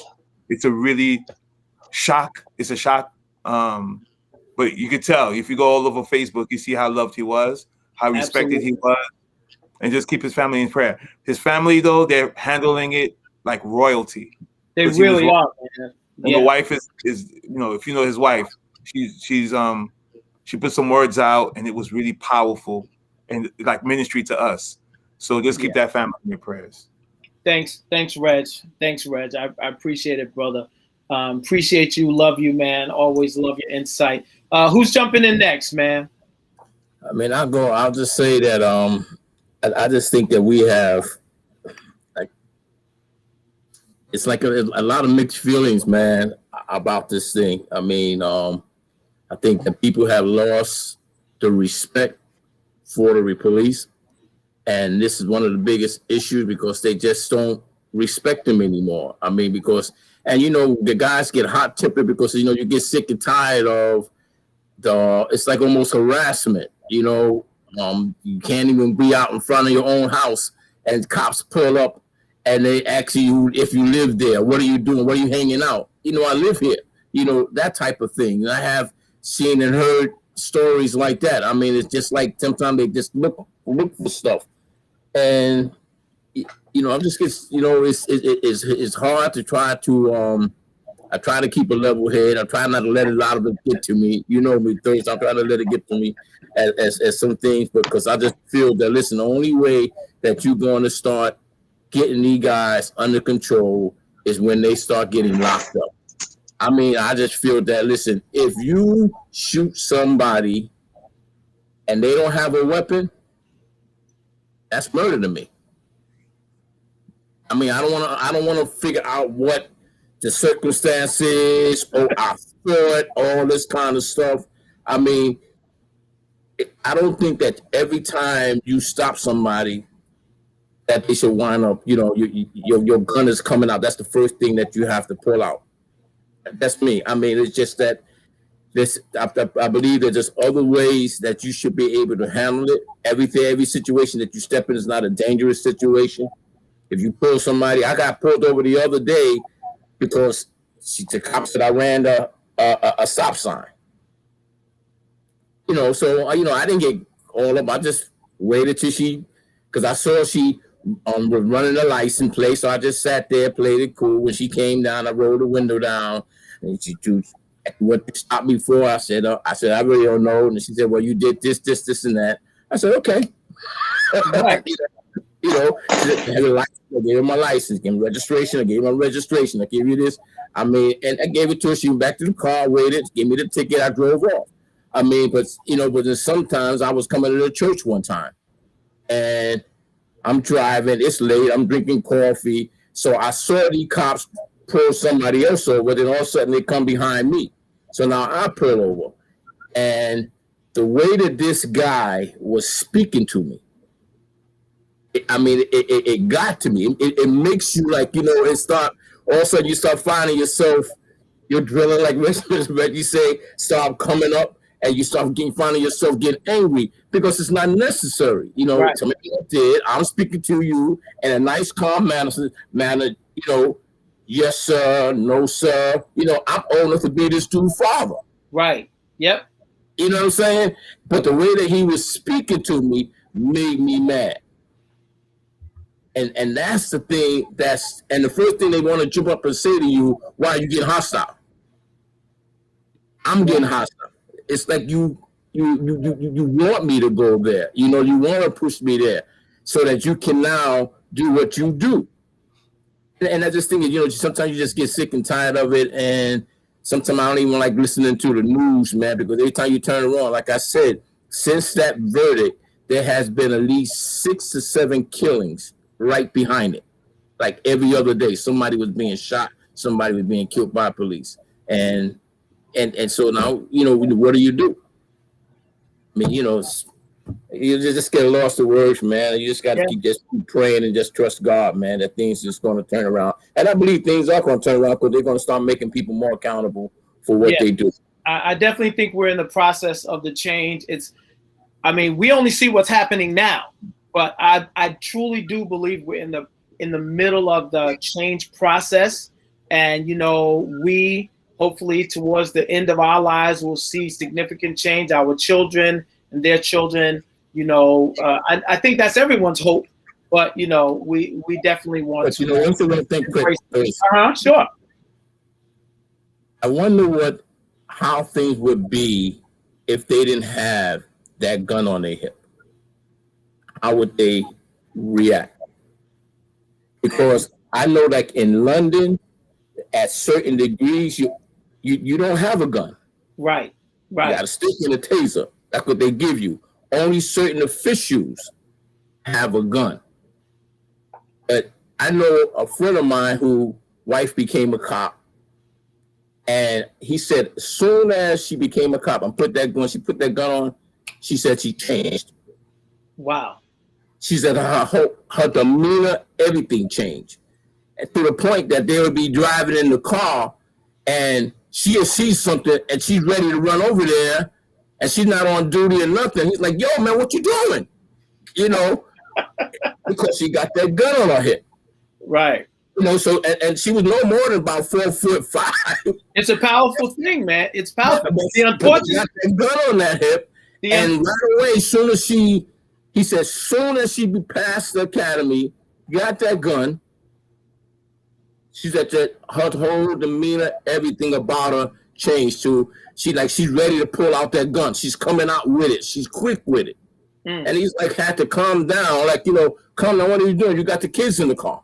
Wow. Yeah. So listen, I've thought about that whole thing about London also. The unfortunate thing is so many citizens in the United States have guns now. Take guns away from police officers. It's almost like open season. But listen, that's a whole, I don't want to dive into a whole nother subject, but that's a great point, Randy, a great point. Ernesto and Bryant, you guys are last for your final thoughts, man. Anybody jump in whenever you want. I'll jump in. Can you hear me? Yep. Great. So I think that I'll be as short as Minister Farrakhan was today in his speech to DMX. He had like only 3 closings. But I do think that, though, I would say that I think that they would, an interesting conversation, because I know a lot of people are going to be talking about his reference to Jesus so often. That would be a very interesting conversation about what does he mean when he actually is talking about Jesus. And he's referenced Jesus for quite a while, actually. Quite a while. Even rumors about Farrakhan got saved. I know. Yeah. So that'd be an interesting conversation. I would want to take this time to really talk about Deacon Brown. Deacon Brown. I just want to share real quick that one of my most memorable and most favorite experiences in Christian Cultural Center was when I was asked to be part of the baptism that had happened before everything got shut down for COVID. Okay. And long story short, I had the honor of dunking the dunking people with Deacon in the pool, right? Nice. In the and it was such a glorious, because of his joy of the Lord. It was so infectious, I mean, like, we were happy for the people who were getting baptized. They were happy because they were getting baptized, but I think it was like a booster shot because they saw our excitement for them in Christ. Wow. And it was one of my, it will probably be one of my all-time favorite experiences in ministry. And I thank God that I was able to experience it with him. Amen. Awesome. Amen. Thanks, Ernesto. Thanks for that, brother. And Brian, it's on you, bro. To piggyback off Ernesto, Deacon Brown, I mean, it was such a shock, whenever I saw the news. Me and Celeste had just been talking because it was her birthday. Wow. And then the very next day he passes away. So I mean, like, I was in total shock. The first thing that I had a few moments to myself, and I posted on it, and I was just like, his smile and his eyes. I worked with him on special details where pastor had to be moved from here to there, and I just would remember, because he's a man of such great stature, like we were on a different level looking at each other, but he was just always so warm, you know what I'm saying? And so, just so kind. And like when he touched you with his, with his hand, he's that type of person. It was just like, I really feel for their family. I'm glad to hear, Minister Reggie, say how well that they are handling it in spite of the situation, but it is a great loss for the ministry, as a whole. One of the kingdom's great ambassadors, has left us, but he's planted a lot of seeds, and we're going to have that forever. I'm going to run through this business real quick. Yep. Do your thing. We need to be, as I said, I keep saying this, we need to have our younger people understand and become more involved in the local politics. There's no ands, ifs, no buts about that. We have to be involved in the lawmaking process in order for the laws to be more accommodating to us. We can sit here and we can find everything and anything that's more important at the time, but then we can't complain about it whenever it hits us, in the face like a ton of bricks. So when the cops pull us over or they approach us at a park or anywhere, we need to learn to get home. As Reggie said, get home. Fight your battle on a different level. Don't bring the fight down into the mud. Don't argue with somebody who has a taser, a baton, mace, and a gun. You're not going to win that fight on any level, so comply, get home, get, if they ask you for your information, don't antagonize them, whenever, like Randy's talking about, they, pulled him over last week or whatever. When I've been pulled over, I make sure before they even get to the car, everything that they need is right there license, registration, insurance card. I'm not reaching for anything. My car's already off. The music is already turned down. I'm not reaching for anything until dude says, have a nice day. You know what I'm saying? I'm not reaching for anything. You know, if he asks for a piece of gum, there's a store around the corner. I'm not reaching for anything. You know what I'm saying? So learn to comply. Things escalate much faster than they de-escalate. Once you get the adrenaline pumping in yourself and in this other person, it goes up, like Randy said, it goes up fast, but it takes a lot of time to get that situation turned around to where they're like, you know what? Maybe I was wrong. And sometimes when you point out, officer, no, I didn't know X, Y, and Z. We as men, as black men, we sort of take it personally. And I understand why. But at the same time, in our social climate, we're in a situation where we can't really win. You know what I'm saying? It's not something that's worth your life to, you know, lose your life to prove a point, you know. But that's what I have. And I mean, I want to, who are all the people that are in the chat? You know what I'm saying? We need to salute them. Judith, Absolutely. Andrew, Yep. some of the other people who've been putting comments and questions and things like that in. You know, we've been watching them. So, you know, thank you for all of that feedback. Yeah, I mean, let's get involved and things will change. Yeah, absolutely. Love you too, Imani. Yes, Imani, we love you too, sis. Thank you for coming in. Sandra LeBron, I don't think we've seen you before, but thank you so much for coming in. Love your energy. Please join us every Sunday, 4 o'clock, Brothers Like Us on Living Out Loud Radio. For me, I'll attack what we were talking about, and I'll end with Deacon Brown. Not a lot on what we talk about. I think we covered everything, different perspectives, but like I said, I think even though at points we may have seemed like we were opposing one another, I think all of these things work together.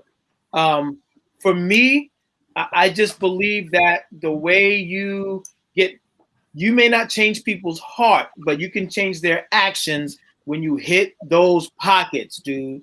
Hit their pockets. And I love that it was something new that I learned today. Just even this perspective about attacking pensions, attaching pensions to bad actions. So you don't get to make a mistake or kill someone and still walk away with your pension. I'm even sort of upset that Chauvin even got to give some of his money away to his wife by divorcing her. You know, they divorced. She got a chunk of the money. He goes to jail. She's still living off of this money that he made. And listen, let me not go there, because she may have worked for a lot of that money as well. I don't know the how that worked, but I just think that you attach their money to bad actions, and the bad actions will stop, along with training, right? Along with the proper training, along with more accountability. All these things work in concert with one another.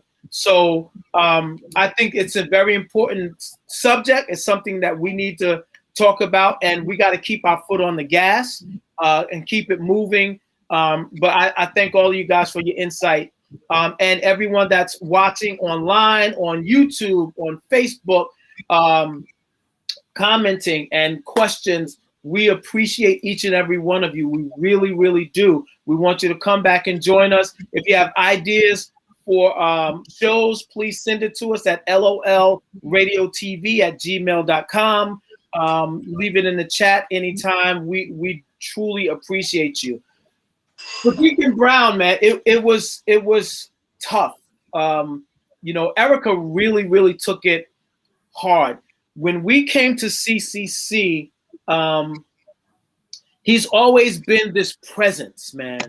And you know, I talk about this all the time. I like men that are just real men. They're honest. They're gonna tell you what you need to hear when you need to hear it. But Deacon Brown had a way of, his presence just exuded warmth and comfort. And he was always loving to my wife and my children. If ever had any type of issue in that building, he was a person that I could always go to and talk to and explain, listen, Deke, this is what's going on. He always had, he was just a wise man. He knew how to interact with the people. I never, ever, ever had a bad interaction with that man. Never. Never in a bad mood. Never rushing or blowing me off. Never. And that is something that you cannot say about a lot of people, because listen, we know CCC can be, it's like a church in motion. It's a lot of things happening, right? But this man would always take the time for a smile, a warm word, great interaction, him and his family, all of them. So it was tough. We had conversations about it, and it's funny because Erica had a dream a couple of days prior, and she said he was in the dream, and of course he was always dressed. So in the dream he was dressed in his suit and tie, and he was like skipping over a puddle and on the sidewalk or whatever. And she woke up because he hasn't jumped in her dreams before. She woke up and she looked online and saw that it was his birthday. So that sort of put her mind at ease. When she first saw the picture, she said she was a little shaken, like, oh no, what happened? And she saw it was his birthday. But then the very next day, bro, we get the word that he had passed. It was tough. It was tough. But like you said, Reg, Joan's words were so comforting. She was comforting us. I mean, all of us were sort of like up in arms, like what's going on? And she was comforting us. So listen, I know God has a plan for us all. And I just thank God for any little bit of time that I was able to spend in his presence. It was something that really helped me being a man, being a father, being a husband. I mean, that's just who he was, man. So again, that's my final words. I appreciate all of you guys for coming on. Everyone that came into the chat, came onto the channels. Thank you guys for following and watching us. And so Brian Francis, I don't know if you're listening this week, but he told me, don't just end the show, man. You got to have some type of catchphrase or something. So, yeah, that sounds like Brian. That's him, man. That's him, bro. I